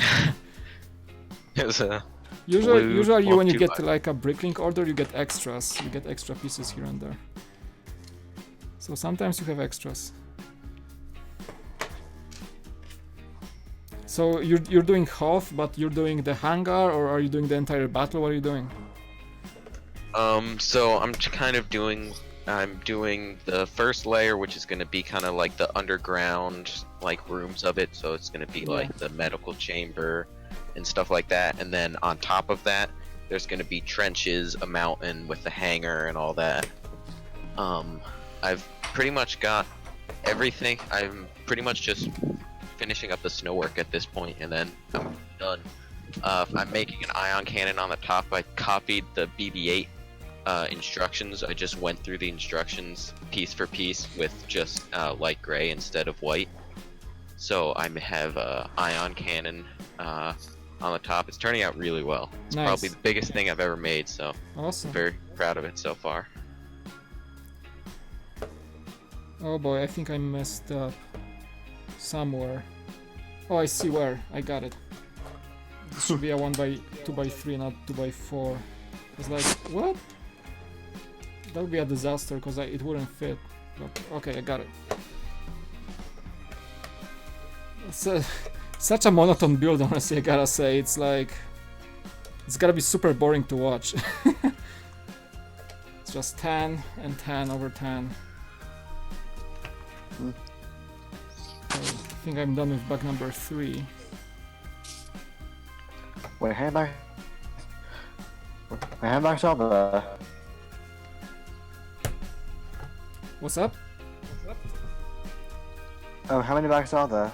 Oh, 13 bags plus the bag that was used for those big technical elements, and that Wow. had the plaque. So I'm back 3 out of 13. It's terrible.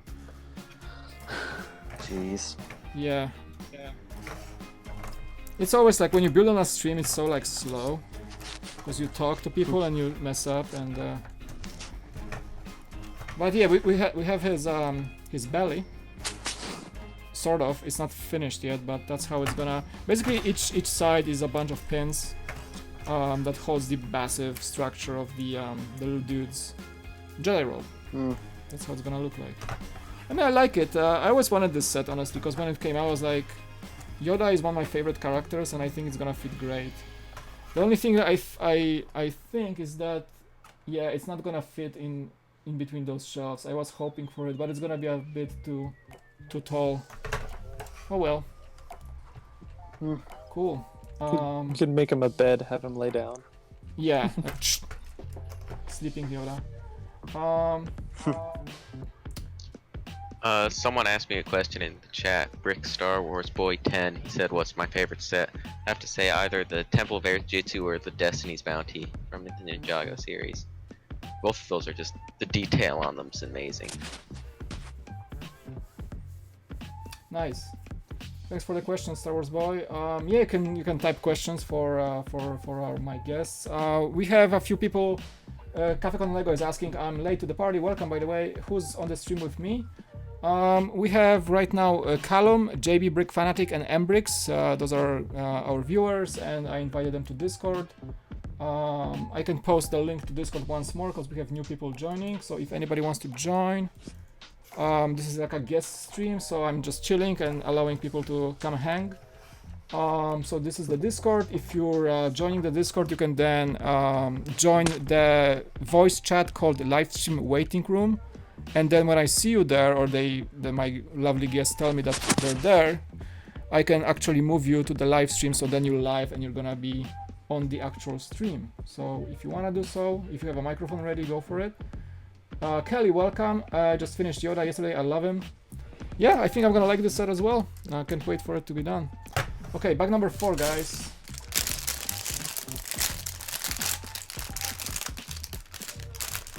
Sarah says, I love Destiny's Bounty, but I have affinity for ships. I saw your video, Sarah, that you're getting the Barracuda Bay. And I think you ordered this like right after it came out, and I waited a day too long, and it's now at back order, so... That Barracuda Bay set is so It's amazing, I haven't right? gotten it.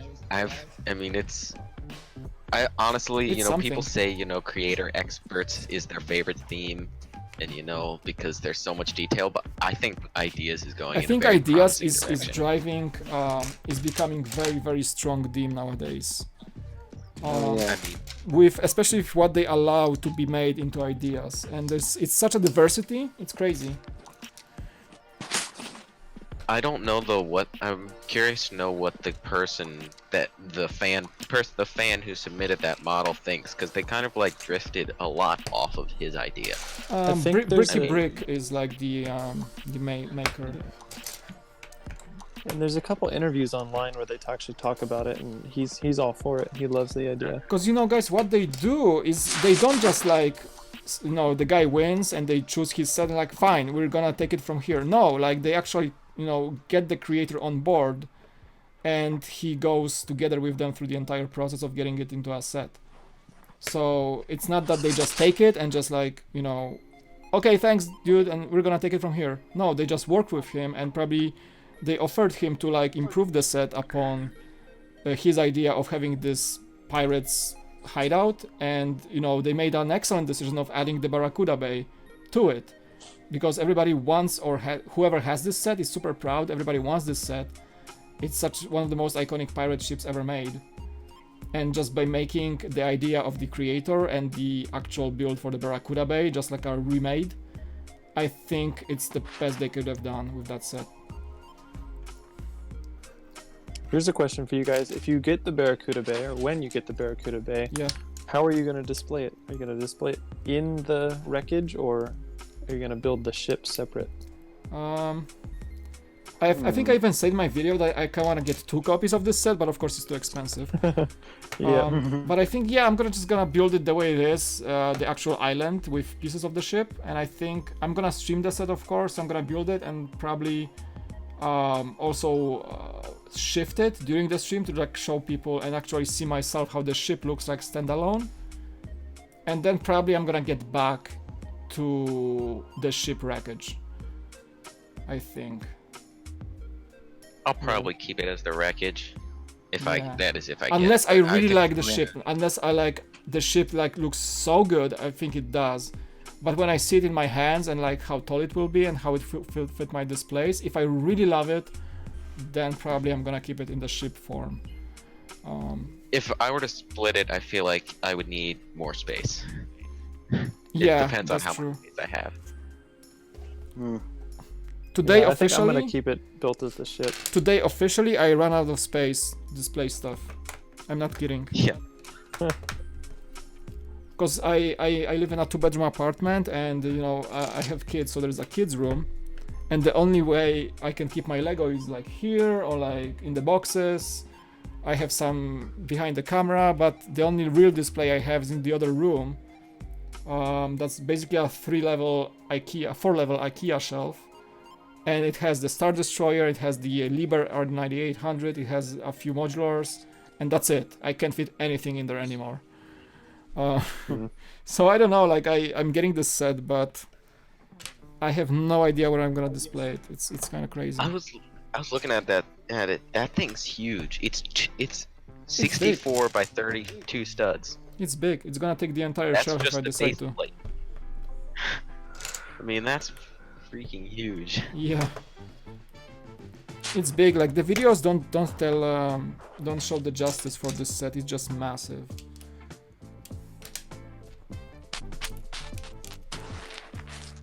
But I still think like people will appreciate it a lot. I know there's like a bunch of reviews out there already because everybody got it and their moms from Lego. I'm like slightly mad at Beyond the Brick they didn't send me one. I'm just kidding. Because I think they did a time lapse with the designer, so that's pretty awesome. But yeah, I'm still gonna make a review, of course. I wanna take my own look at the set. Because like I don't think the videos really tell. The videos are great and everybody did a great job on reviewing the set, but I think once you really see the set in person, that's where it shines.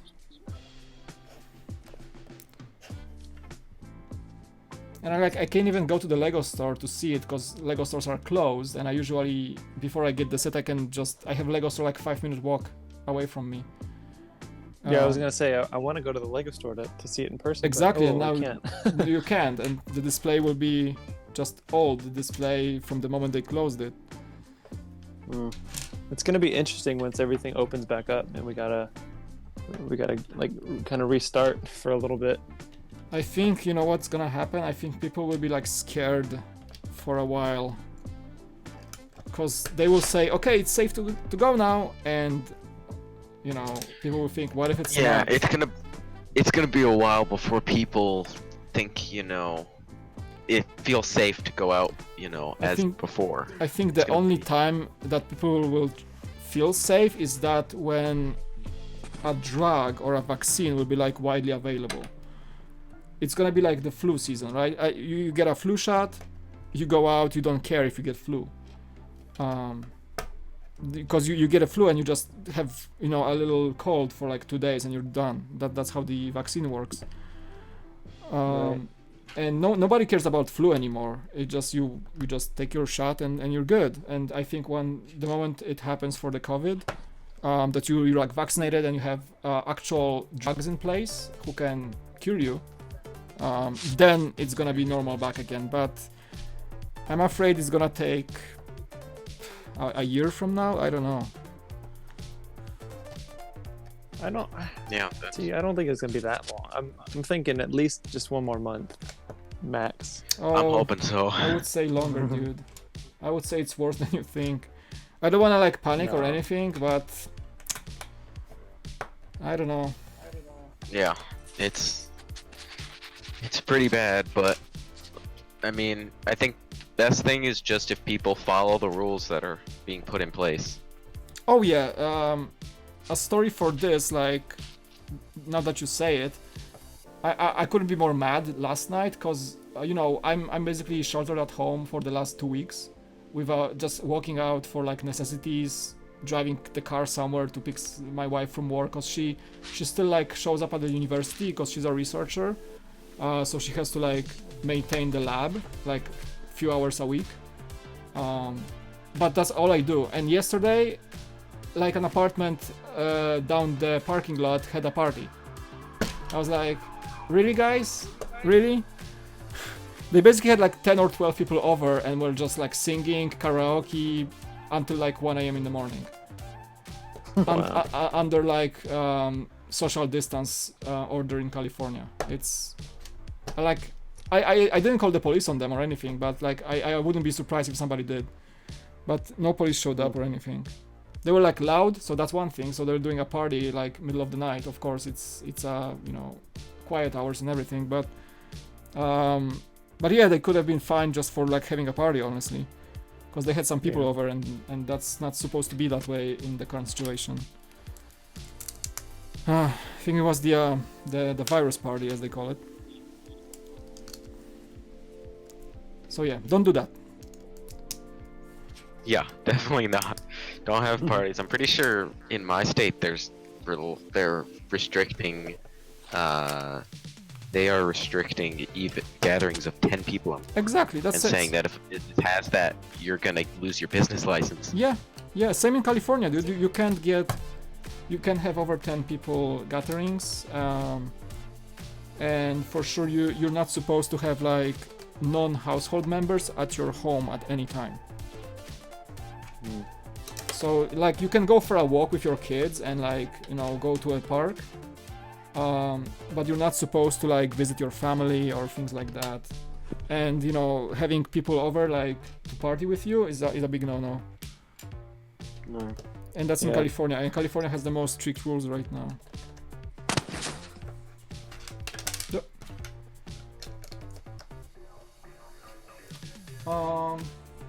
5-minute walk, I would be at the pick a brick wall all the time, says Ben. Yeah, that was my big perk, because I worked at the very same store, and like I would always take my shift just by walking there, so it was really nice. But yeah, if a new set would come out, I would just walk and pick it up, so that's super convenient. Lego is my stress reliever. Daniel, mine too. The Lego is helping me to cope with that situation, actually. Ben says again, clinical trials already started in Germany, but they take a while. They will take a while. I think they're looking at late 2020 or early 2021, honestly. Gabriel, yeah, send him that invite, Brick Star Wars boy, if you're asking. Dino Fossils, that's a good display piece and very different looking than the other sets. The Ideas Lego Fossil, Dino Fossils? Yeah, I don't have that one, but it's getting good reviews. I like this set as well. Yeah, that's a cool one.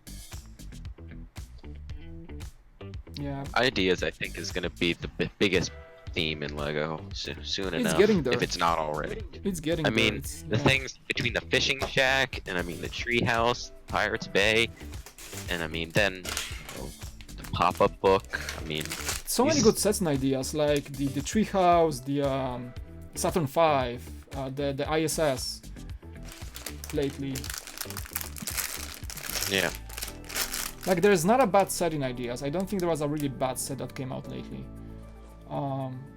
Friends Cafe, you know. So many good sets. Brick Amazing, the cool factor. Sorry I missed that. Excuse me. Sorry I missed the start, but I hope to rewatch later. Sure, man. That stream will be live after I'm done. And by the way, I don't think I'm gonna go full set today. We're on bag number 5, but I promised myself I will not go over like 3 something hours today, because like I really wanna have some energy for the evening and spend it with the family. So I think we're gonna be wrapping things up once we reach like 3 hours. Now it's like 2 hours and 15 minutes. But we're good. We're good for now. Thank you so much for watching. Capcom Lego says, that's what I was thinking. To Sarah Starbricks, I'm trying to grow my display and make the apartment less bare. Plus I had to get it as a kid who wanted to be an archaeologist. And they're talking about the Ideas Fossils set. Yeah, I kind of want this set. It's not on my priority list, but at some point I really would like to get it. Maybe on some discount or something. All right, I think I'm gonna head out. Thanks for having me on. Sure, absolutely. So again, I think that link, if you don't disconnect from my Discord server, I think you're gonna be fine to return anytime you want. But I think I have you in my friends, so I can send you a direct link, a permanent link, in any case you get disconnected. So yeah, my goal is to open Discord, where Discord is open to my Patreons. But I'm gonna be adding some extra perks for the Patreons for sure, to make them more appreciated. But yeah, people who are watching my streams and are returning, I always welcome on Discord from now on. I think that's what I'm gonna do. So you guys are welcome. And I have one more friend messaging me on Discord. So again, whoever's watching, if you have the Discord link, I'm gonna post in the chat once more. If you want to join the stream and you're like not shy and you want to talk and have a microphone ready, you have to join my Discord server, and then you have to go to the live stream waiting room in the voice channels, voice rooms, and then wait there, and I'll see you and I add you to the actual live stream channel. So that's how it works. Awesome. All right, take it away. All right, thanks, Mike. See ya, Mbrix too. Bye. Yeah, Bye-bye. thanks for coming. Appreciate it. Bye. Peace out.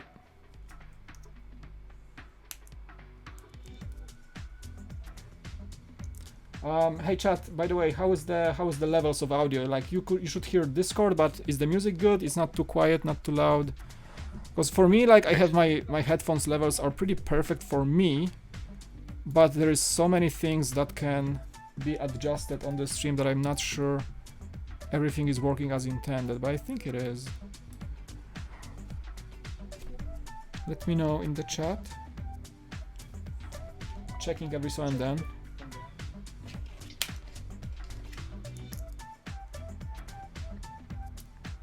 What bag are you on for the Yoda now? I'm bag number 5 out of 13. Yeah, So I that's think a we're lot gonna- of bags. Yeah, I'm feeling I'm not too fast on this one. I'm just like enjoying the chat a lot, and there's like, I think the instructions, it's just like a lot of small steps, and many steps are just one brick, 1 by 1, 2 by 1, you know. So you have to make sure you like put them in the correct place, so that's what takes time. I'm interested also to see what the mosaics are that have been leaked. Have you heard about Oh that? yeah, they announced, I mean not announced but leaked. What's that's gonna be about? Is that gonna be just like, I don't know, Star Wars characters in a mosaic? Is that it? I think they're making like 5 different mosaics or something like that. Okay. They're making. I've seen leaks from it, and no pictures yet, just names. I think they're gonna do. I think it was a Darth Maul.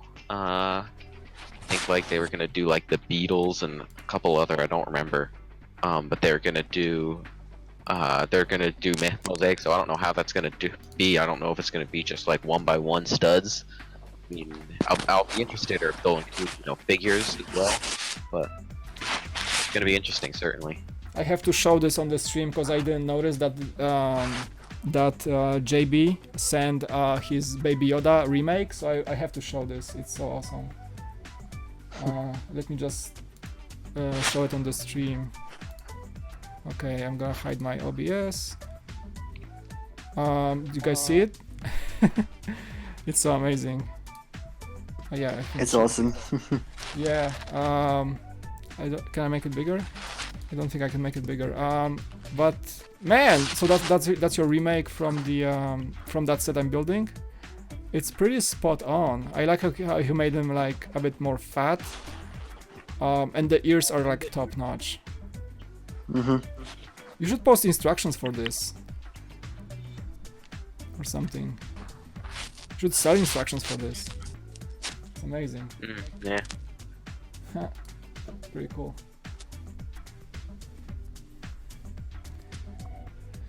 Yeah, bug number 5, but I'm like, it's all 10 over 10 over 10 over 10, 10 and all 10. I feel this set, if it ever goes on a good sale, I feel like I would pick it up for the parts alone. Just getting like, especially for being that I make, you know, box and stuff, I feel like getting that amount of quantity of just tan studs would be helpful. So. For sure, yeah, it's a great set to part out if you can get it on a discount. I think I paid full price for this one, but I still don't feel I was robbed. Yeah, I mean, especially for people who, you know, love what is it, you know, price per part and whatever, you know. I mean, this is what, 17,000 or 1,700. 1,771 pieces for $100, right?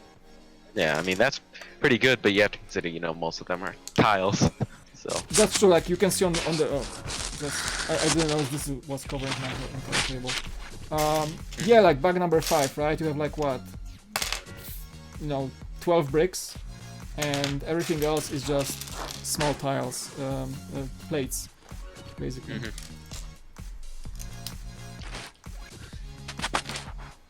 Yeah, though honestly, I personally like to pick the sets I get over, you know, off of the value of what the end product is, not like what, you know, how many parts or whatever it is for in them.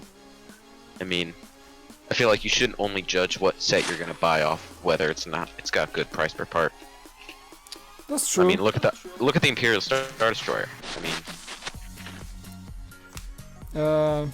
Yeah, absolutely. I mean, it's always a big factor to look at the value of the sets. Yeah, people say like, oh, the Star Destroyer is like $700, but what do you really get for that amount of money, you know? Yeah, but I mean, you still get, it might be, you know, hollow, but it's a huge build. Yeah. And I mean, it's still huge. The end product is still huge, even though, you know, it might not have as many pieces as, you know, the Falcon might, but... True. I think the Falcon is even better value, of course. Like I think I mentioned that when I was reviewing the Star Destroyer, that the Falcon just feels a bit more of a better value, just because it's just $100 more and offers more, to be honest. I feel like people who buy the Imperial Star Destroyer, I don't know why, but I feel like the main people, you know, aren't like content creators or something like that, or, you know, YouTubers or whatever. Yeah. I feel like the people who buy that just for themselves are going to be people who already have the Falcon. Oh yeah, absolutely. It's a Like very they already collectible have the set. Falcon, and then they get the Yeah, Imperial it's Star Destroyer. like But I it's feel like if actually you're going to pick between the two, the Falcon's going to win. Yes, Every time. that is better true. figures, better set. I mean, Star Destroyer, I think, was meant for people who are really into collecting UCS sets and are really into Star Wars. This is our set specifically for collectors. Honestly, the Falcon was for more general audience because it did offer better value overall.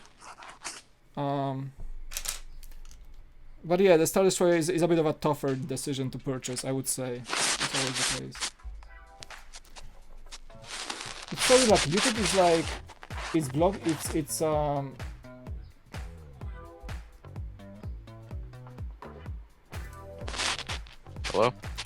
Can you hear me?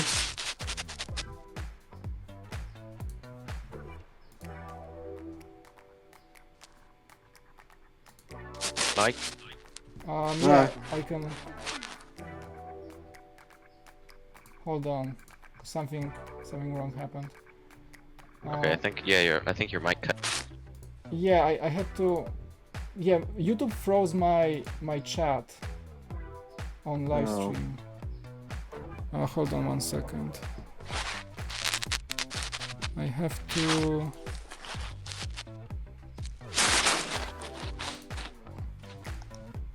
Yeah, for some reason I had to refresh my stream deck. Okay, I was afraid that it disconnected me for a second, but yeah, YouTube, like, I don't know what's happening, but sometimes it says, I see the chat and it says chat disconnected, try again later. I was like, what? And I couldn't That's see new weird. messages. It happens every few hours, honestly, and it's not my connection because the stream is still alive. It's just YouTube messing something up. I don't know. I mean, YouTube's had a lot of traffic in streaming lately. Maybe that's because why, a lot yeah. of people are stuck home and streaming.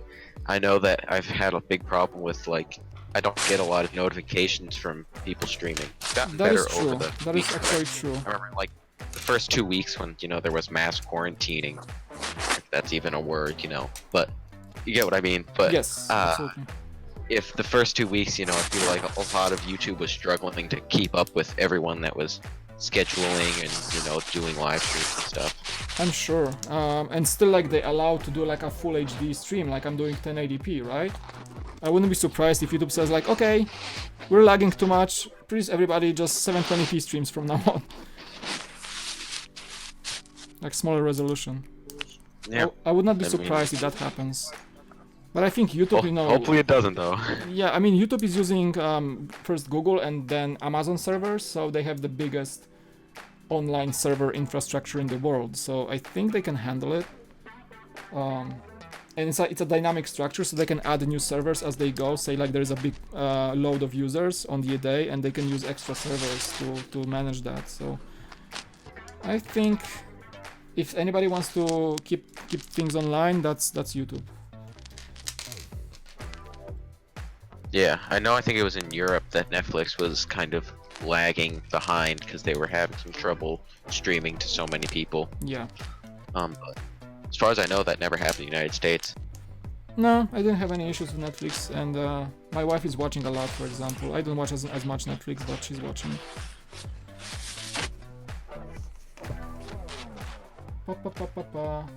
I should catch up on the chat.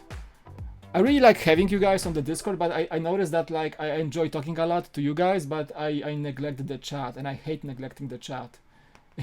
I love responding to people's questions, and I know people are typing and there's like, he didn't notice me, he ignores me. Like, no, it's just I get focused on talking to you. This is a new Quiet for a experience. little bit if you want to read the chat.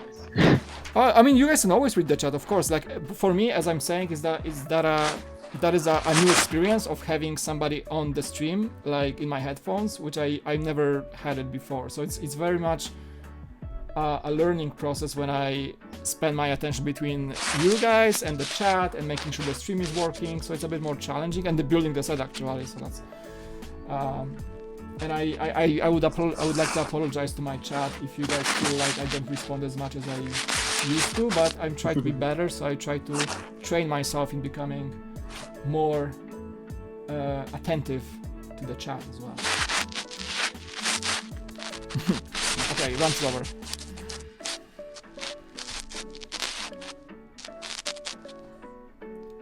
Something weird with. Yeah, I'm trying to read up in the chat, but it's like not letting me. Like it forces my mouse down.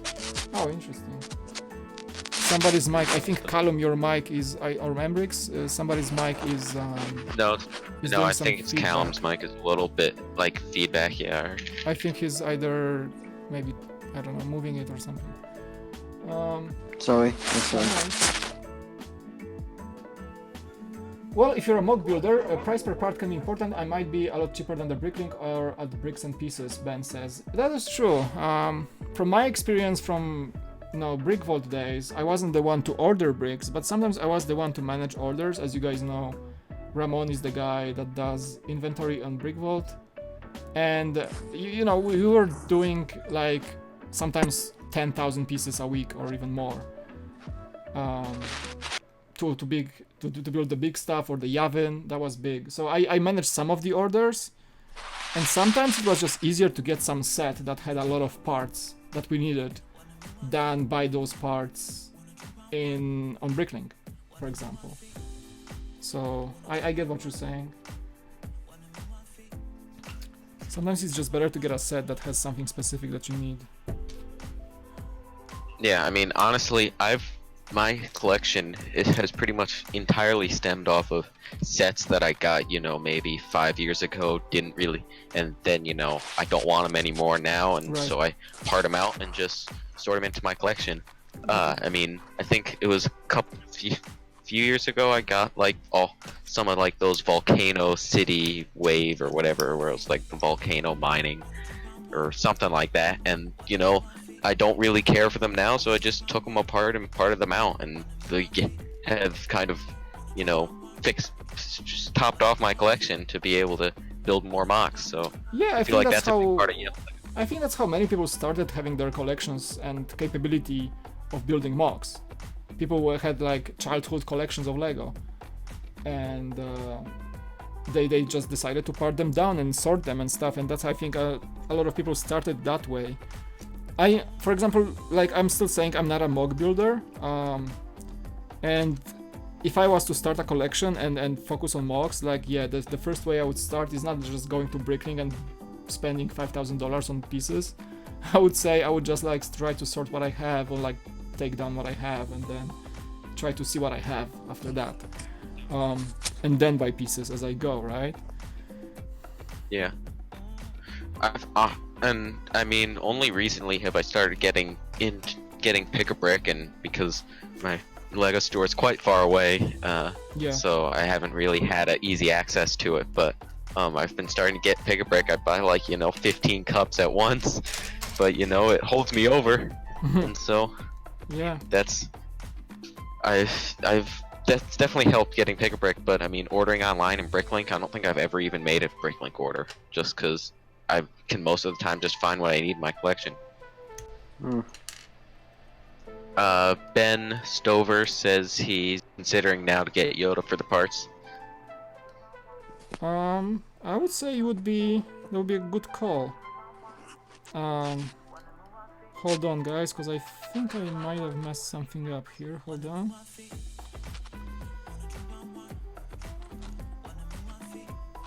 Oh, I okay. feel like if I were to get it, it would be like during some kind of Black Friday sale or something like that. Like when Lego does like their 40% off stuff. I feel like that would be a good time because it would be even less than retail. Yep. That is a good call. Okay, I had to fix one brick because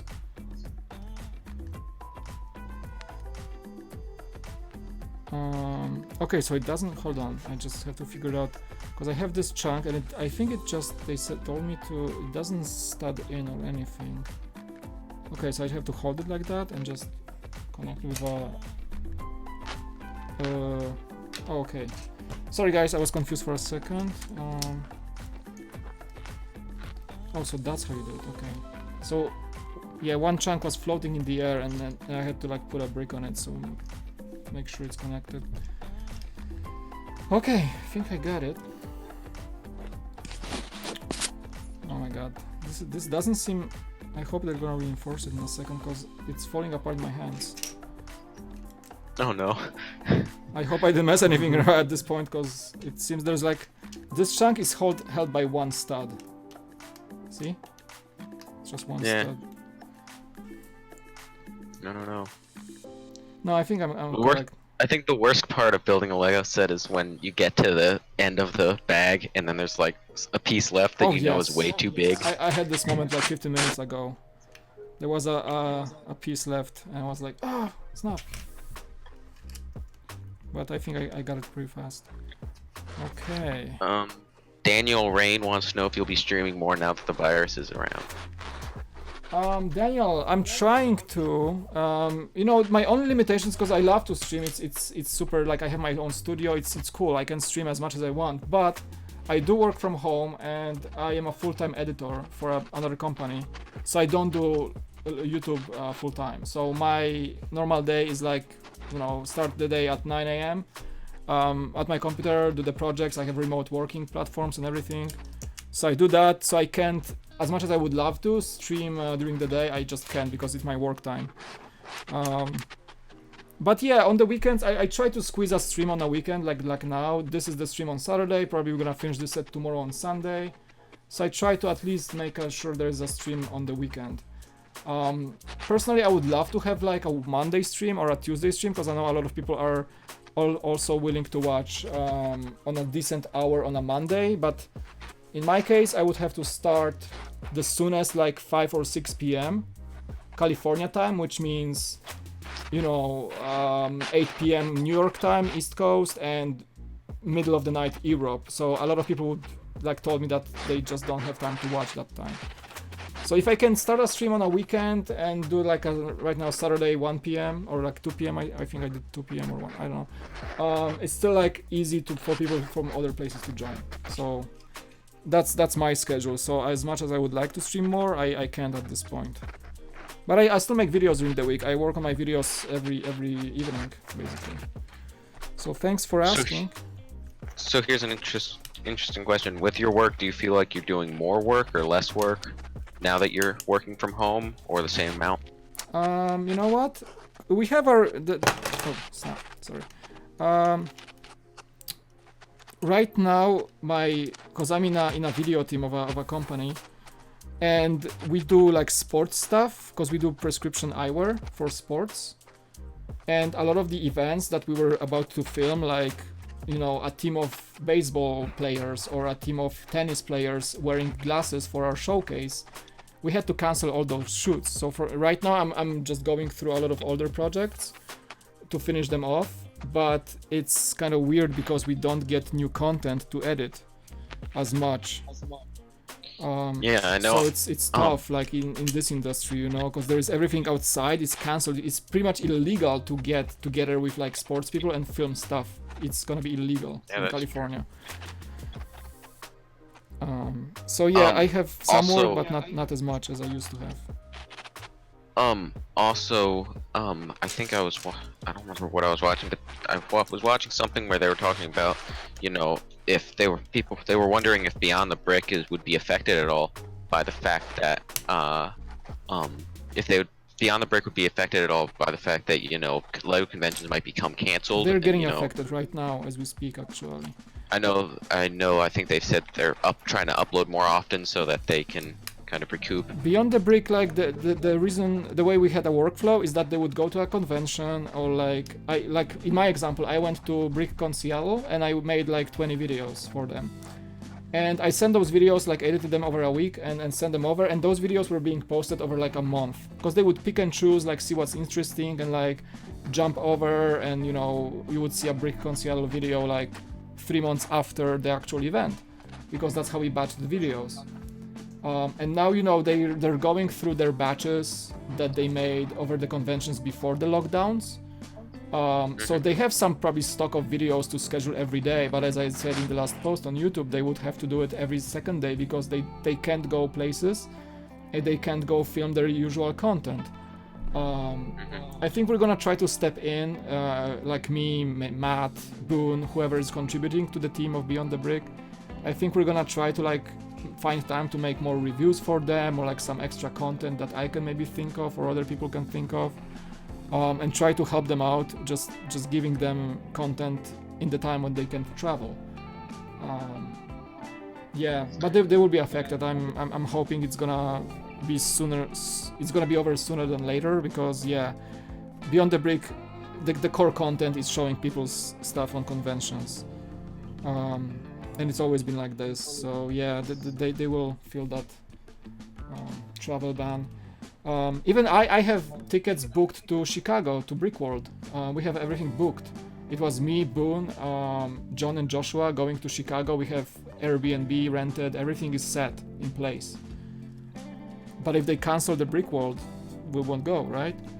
So I have to refund all the tickets and everything. Chicago isn't canceled yet, is it? It's not yet. It's as of this moment, today, they say they still, you know, will happen, but I'm trying to be optimistic, but what's up? I'm kind of shocked by that. I mean, well, I guess they don't want to cancel it, and then if it dies down, we are in the team. We are preparing. We are considering it's cancelled, kind of. Like, we are ready to get the refunds and everything. We just cancel all the travel plans, because I bought my plane ticket when the airline was offering like full refunds, so I can cancel my ticket, no problems. But still, like we have the guys booked a hotel like Airbnb, I think, so that would have to be cancelled. Yeah, we're thinking it's gonna get cancelled. There's a massive chance it's gonna get cancelled because everything else in June is pretty much cancelled. Yeah, I would imagine, but I guess they're just being hopeful. You know? I mean, of course there's hope because it's the biggest event of the year, and for me it will be the first time going there. I'm looking really forward to this. For me it's a double struggle because I would also include San Diego Comic-Con. You know, I'm ready to go this year as well. And What is San Diego? San Diego Comic-Con is July 17th to 21st. I think it's I don't July. know if that would get canceled. I don't know if that We would don't get know. canceled. Like officially, it's Comic-Con keeps sending updates to my email, and they still say it's okay. It's a go. It's a green light. But considering the situation in the world, like I wouldn't be surprised if it was cancelled. So I'm trying to prepare myself for the worst news. Actually, I'm thinking it's gonna get cancelled. But if it's not, then okay, fine. But at the same time, I think I'm gonna be kind of. I think it's gonna be kind of scary to go. You know? I don't know. Yeah, I mean, it's not only you know, if it's gone, there still has to be rigid, I mean, parameters put in place that it doesn't come back.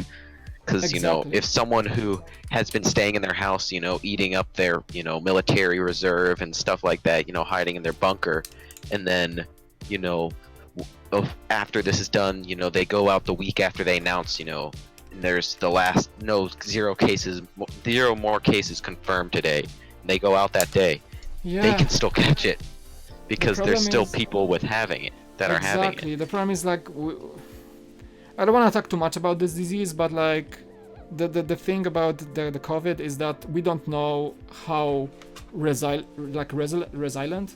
is that a word, like Resilient.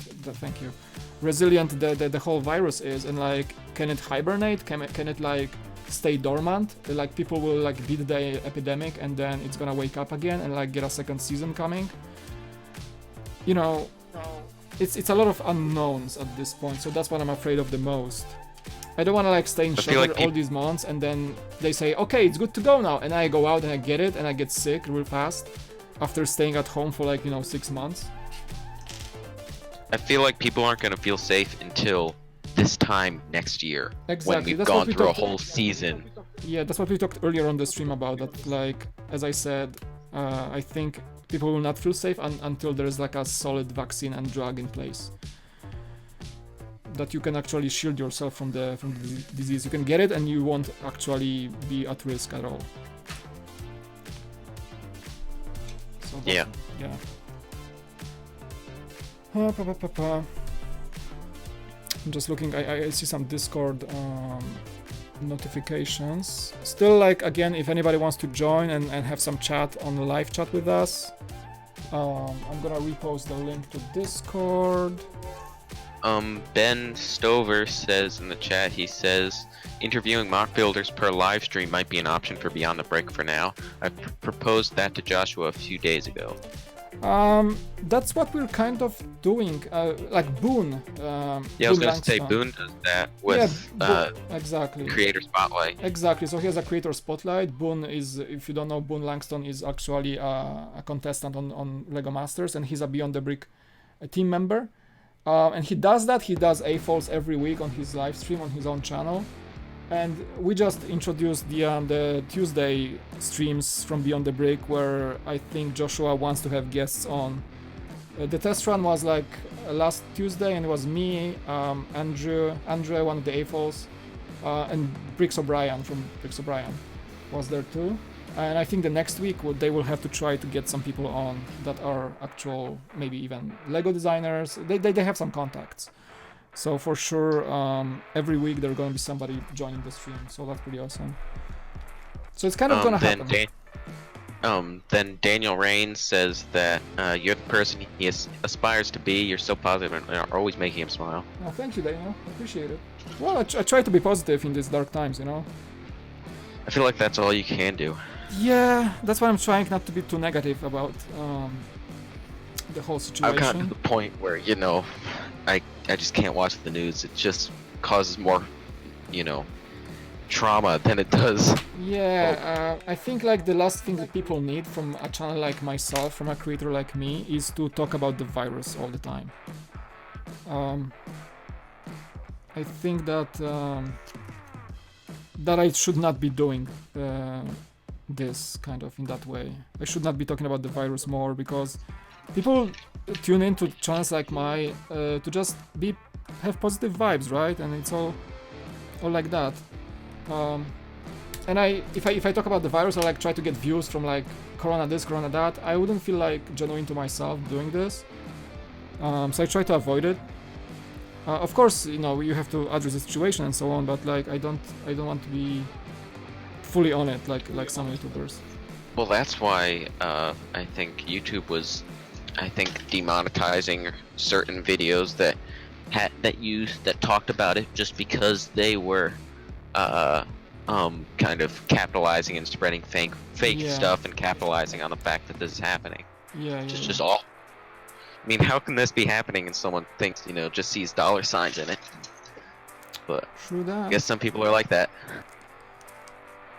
Okay, I have to figure something out, because I had to backtrack for a second, because I think I messed up a few things as I was chatting. But I'm trying to figure out where I am, because this section is just like adding layers upon layers, and it's kind of confusing where I'm at. Okay, I think I found it. Give me a sec, guys. Okay, so this goes here, that's correct. There's a 1x3 that goes here. Okay, I got this on, and then this is it. Okay, found where I was. I was basically looking at the same step twice, and I thought I didn't make it, but I think I did. Okay, figured out, I think. It was all like flat layers of plates, and you have to figure out if you got the layer in or not. So it looks good. Okay, I think now it looks exactly like in the instructions, hopefully. See, it's like layers upon layers. Yeah, imagine it's probably not the easiest thing to follow the instructions on. Especially when you stream, yes.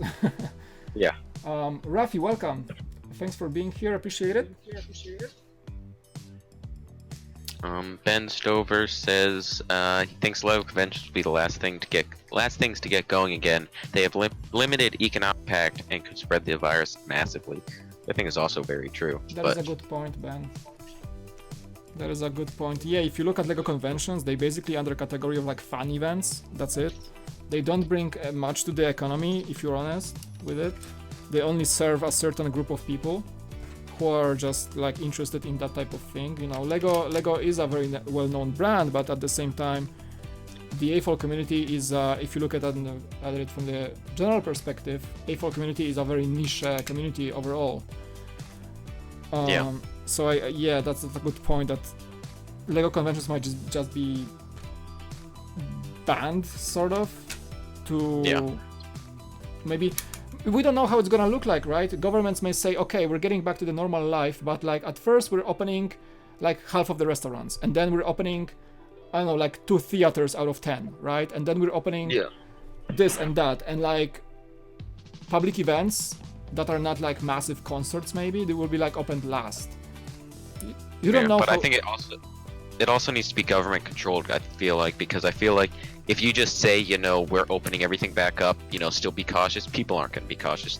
They're just going to hear the first part that says, you know, we're opening everything back up, and go back to their daily lives. Yeah, that is true. So that's the exact reason they're saying. For example, California example is that they're now advising you to wear masks, right? So they advise you to wear masks when you go out, but at the same time they have to, at the same like announcement, they have to emphasize that wearing masks does not tell you to have parties in masks now. It does not tell you to be negligent about washing your hands or keeping the distance and so on.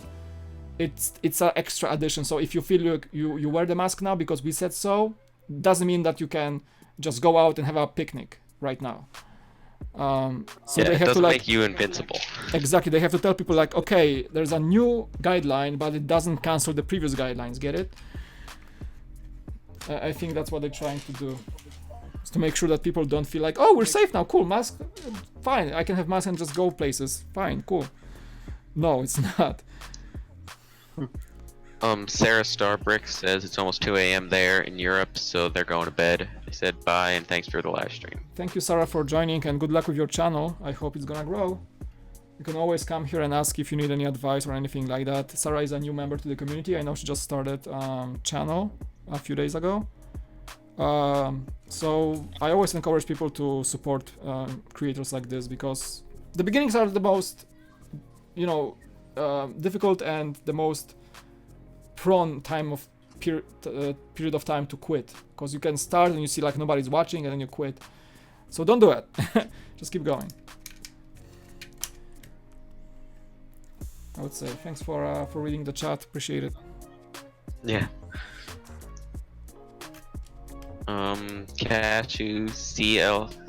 Cashew Clicks says the bricks and pieces is shipped from Denmark. They're only found in local availability. They said their pick a brick order worked yesterday, shipping to Canada.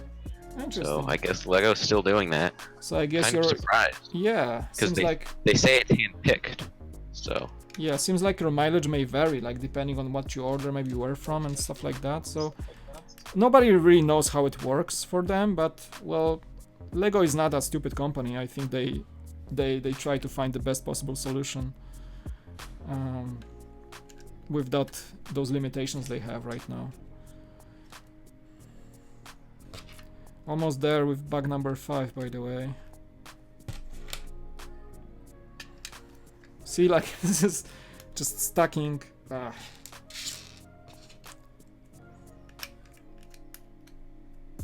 Okay, I think I'm just almost there. No mess ups yet, unless there is a brick laying on my table after I'm finished. Which is entirely possible. It is entirely possible. I think I watched Solid Brick Studio stream a few days ago, and I think he was streaming the UCS Y-Wing, and he's streaming and like he almost done with like one of the second to last bags, and he has the Y-Wing, and I can see on this table like a few like bigger pieces and a few technical elements, like looks good to me, and moves to the next bag, just pushes those pieces to the edge of the table. He was like, I don't care. That was funny. He's like, I'm gonna fix it in post. I'm gonna fix it later. I don't wanna search for pieces now. what have you been thinking of the Lego Masters show? Trying to avoid recent spoilers. Although I guess people should be caught up on it now. Please avoid spoilers, because I have like 6 episodes to catch up. I swear. Oh my God. I'm so behind. I feel terrible because Boone is in the show, and I actually went to Lego Masters plan to film for Beyond the Brick. You guys probably know that. Oh yeah, that's right. I forgot that you did that. I did, like, so what happened was they run a very limited media event, and it was only me as Beyond the Brick, because Beyond the Brick was invited, and John calls me and says like, dude, like there's a Lego Masters event in LA, would you like to go? Because it's like, it was a week short notice. It was just like next week. And I was like, well, dude, I have to take like a time off or something at work or something, I don't know. So I was able to manage it and like pull it off and go for a day. So it was me, it was the guys from Brothers Brick, Dave was from Brothers Brick, and there was a team from Brickset. And it was only us, 3 media outlets invited, that was it. It was the last day of filming, they were doing the finale. So the set was set for finale. I didn't see anything, everything was confidential. I saw some builds, but I interviewed Will Arnett. So it was pretty a starstruck moment. And that was it. And I couldn't, Boone was there, and Boone was like waving at me from his like trailer outside the studios, and I was like, hi Boone. And the producer was like, you can't talk to him because it's the finale filming today. So they were actually filming the finale, and I was like, I was let into the set to do interviews with the producers and everybody, but I couldn't film anything beyond that because they had like a tight schedule of filming. They filmed in Burbank, Hollywood, California. So that's Yeah, pretty no, cool. I forgot that you had done that. That was pretty awesome, That, and yeah. yeah. So I feel bad because like I was at the actual set and I saw the production and everything, and I skipped so many episodes, and I was promising Boone that I would root for him, and I'm still rooting, but I didn't watch the last 6 episodes. So I feel bad about this. I have to catch up. It's very interesting. I mean, as the episodes also, as less and less people are on the show, I Don't feel tell me like who's out. Please don't tell me who's out. I won't. But as less and less people are on the show, they get to put more on. I know. They get I know to there was. show more. I know of the Terry builds. Crews was there. I know. I didn't meet any of the stars because of the last day. The only person that was there was Will Arnett. He was filming the finale, and the Jamie Bernard and Amy, the Lego consultants. So I did interviews with them, but I was like, they told me like, hey, you know that Terry Crews is involved in the show. I was like, what? I want to meet Terry Crews. How do I meet Terry Crews? And they said like, no, he's not here today. You can't meet him. I was like, ah, man. Yeah. And Yeah, though, but it's cool because you get to see a lot of you get to see more in depth as there's less people on the show. Because yeah. they get to, they still got to fill the same timeline, but it's not crammed with, 10 people. It's Yeah. just, 5 or however many are on. Yeah, and It's a good show. The set looks very different than what you see on TV. It's funny because I saw the set with like lights off and like all the like wires and everything. And they use the extra cool lighting on the show, so it looks so different, and the editing and everything. So it's like such a weird experience when you actually see the set. And you then compare to what you see on the TV. It's very, very much so magic of the TV. If you will. Will Arnett isn't actually in there. He's just photoshopped in. Well, I saw him. He's actually there. Unless there was some actor like with face mask. It was just for the finale. Oh right. And I have a problem because I do have a 2x2 left on the table, and it's terrible. Oh no. Oh no. Okay, guys, I have to find Just it. flip back through. Just flip back through the Yeah, manual. I'm gonna flip it and just look Find where where it is. exactly. And I'm afraid it. If it's not that important, just ignore it. I think it might be. Just stick it on somewhere. I know. There is a chance it's gonna be somewhere inside. Oh my god. Well, we'll see. I mean, I found one, but it's already there.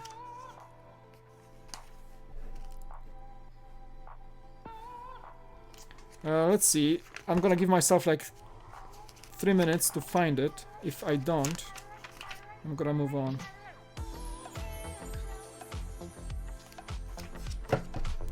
Oops. I think it might have been inside actually, but it doesn't look like it's missing anything. Honestly. Lego Rocket Raccoons asked what's your job outside of Beyond the Brick. Oh, I'm a video editor. I think I mentioned that a few times. I edit videos for a company, actually in a marketing team. It's actually that's the company, SportRx. It's on my hat because we get merch from the company. We do prescription eyewear for sports, and we have a video team, and I'm one of the 3 editors that do videos. Yeah, we have a YouTube channel actually. It's just type it on YouTube, and a lot of the videos that you see on the channel are made by me as well. So yeah, that's what I do for a living right now. Yeah, I have a few 2x2s in the build, but they're all inside, so I won't bother right now to fix it. It looks good unless it's not gonna fit or anything. I can. The cool thing about this fig is that you can remove the panels after you finish it and backtrack. And I may try to do this, but for now I'm calling this a missing piece. So first mess up of the stream. So just one of the layers I think was just like improperly put into. But nobody will notice. Yeah, I don't think anyone's gonna compare it to the box art. I As mean, long as I- you don't keep the Yeah, box next I mean, to I it. feel terrible because I'm a perfectionist. I always want to have a fully complete Lego set. But in this situation, it's gonna take way too much time to find the error. And I found one more error, by the way, as I'm doing this, which is interesting. And I knocked something over. Great stuff. Oh my god, where did it? Oh no. This fell off. Oh no. Where did it go? No. Wait. Whiskey Shred just joined live. They said that they missed out on 2 Lego Masters in Australia. Oh, I see. Into Welcome, Whiskey Shred. How's it going? Ha! I found where the 2x2 went. There was a gap. And there was a pin shining through, so it was a perfect spot to place it. So I'm gonna call it a day. Okay, that sounds good. Yes, it looks good. And it fits, I mean, nothing sticks out. I think there's Yeah, no I mean, gaps, if it guys. looks, if finished product looks fine, I'm sure it's. Yeah. I mean, Cool. So the next bug is bug number 6, and I know that I think we're gonna be wrapping up here because I'm exactly 3 hours and 1 minute live, and I promised myself I wouldn't go too far. It's like 5 p.m. and I'm pretty much exactly at the middle spot of the. So there was water in. I don't know. I think that was Callum. Okay. He's still here. So I have like actually I have 7 bucks to go, right? So it's a good middle point to stop here. It's looking good from the Yeah. angle that you have to the camera. Yeah, and I wanted to stream tomorrow the rest of it, so I think this is a good point to stop because we have like one side of his body done. The next bit would be I think the next bit is his hoodie, like his hood. No, we're actually like doing one- the second side. I feel like once you get the body done, then the build will get more interesting. Yeah. Like the lightsaber and the head and all that. Yeah, so I think, it's a good point to stop, because, 3 hours is just enough. Like, I don't want to spend too much time streaming today. And I want to spend some time with the fam. So, we should be back tomorrow. I'm gonna try to stream tomorrow. Probably today I start 1 p.m. or 2 p.m. So I'm gonna try to start sooner closer to noon, California time, which would be 3 p.m. Eastern, probably. There's some people asking questions in the chat. Yeah, I think can spend a few moments for sure answering questions, but I don't think I'm gonna open a next bag in this stream, so we're gonna stop here after bag number 5 out of 13. And tomorrow we're gonna finish the entire Yoda. Rafi just you're joined streaming us. for a while tomorrow then. Probably it's gonna also be about 3 hours, I would say, to finish this guy. So I'm gonna try to finish it. So Daniel says bye, Brickstar says bye, Rafi just joined us, but we're saying goodbyes. So thank you for joining today. Make sure you guys check out my social media, follow me, all this stuff. There's a pop-up right here happening on the screen on my Facebook and my Instagram and my Patreon and all these things that I do. Whiskey Shred, he just joined us. So and I'm saying goodbye. I feel so bad, Whiskey, because you're always a regular viewer. I'm gonna post this link to my Discord one last time, so you guys, whoever's not on Discord, a lot of regular viewers are here right now in the chat. So if you guys wanna connect with me on Discord, I'm always available. And we're gonna do this more. Thank you so much, Embrix, and thank you, Callum. And thank Yeah, you, thanks for Micah having was me there on the before. stream. Yeah, appreciate you guys. Thank you so much for keeping me entertained and the chat. And we did talk about some really cool things this time. It was a test run for me because I never did have guests on my stream, so it's always nice to have somebody to talk to. And I always talk to myself on the streams and the chat, of course. Yeah, awesome, dude. So yeah, follow me on social media, and thank you guys again for joining on Discord. I'm gonna be doing this more. I'm gonna be trying to invite people on Discord. I just have to find good balance between chatting with Discord, which is very enjoyable, but also reading the chat, because I'm usually good at reading the chat, but I think I neglected some people in this chat, and I'm very sorry if you feel like ignored. It was on purpose. Yeah, cool. So thanks guys. I'm gonna say my goodbyes from Discord, but yeah, we're gonna come back tomorrow. I'm gonna post on my Facebook and Twitter, so follow me to make sure you get the updates. I usually try to schedule the stream like at least an hour ahead, so it's visible on YouTube, so you can actually click the link, and I'm gonna post those links on social medias as well. Cool. Nice stream. Thank you so much. Thank you, Nicholas. Thank you, Rafi. Thank you, Phaser. Thank you, Whiskey. Thank you, Daniel.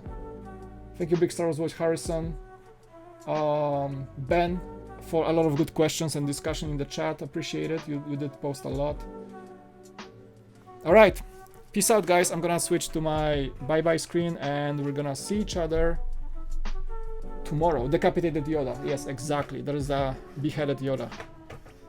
He only has like his spinal cord sticking out right now. I think this will control the eyes as well. I don't know. We'll see tomorrow. All right. I'm gonna post on my socials when I'm gonna come back tomorrow. You're gonna know the exact time of day. Peace out. Bye.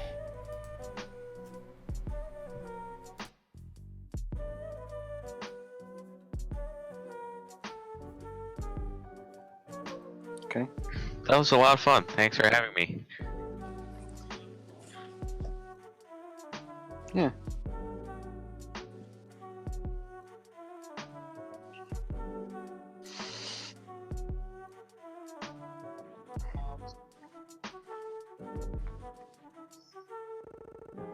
You're welcome, and thank you.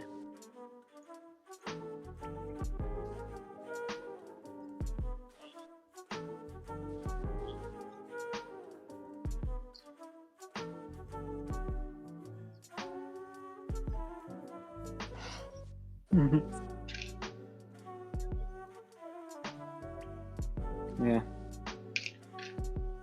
Well, I don't know if are you in tomorrow's stream. Do you think you're gonna be bring guests on again, or just?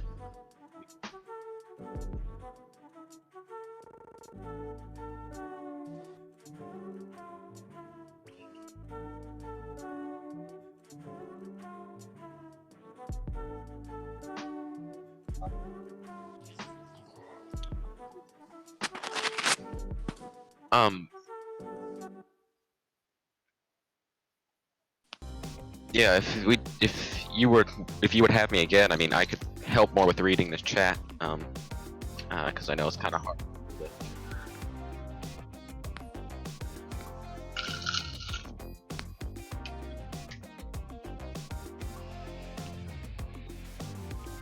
Yeah, because this was a lot of fun.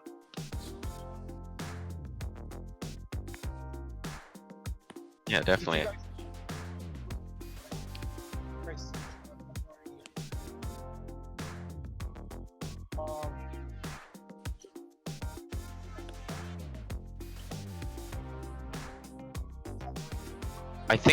I think it's only the link that gets disabled. It's not the physical. You're still in the server. Yeah. Yes. Yeah. I think that's.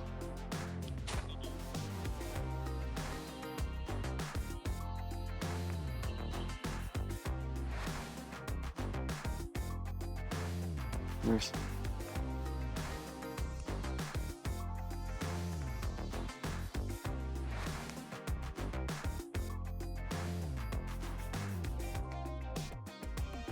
Yeah, thanks for inviting us on.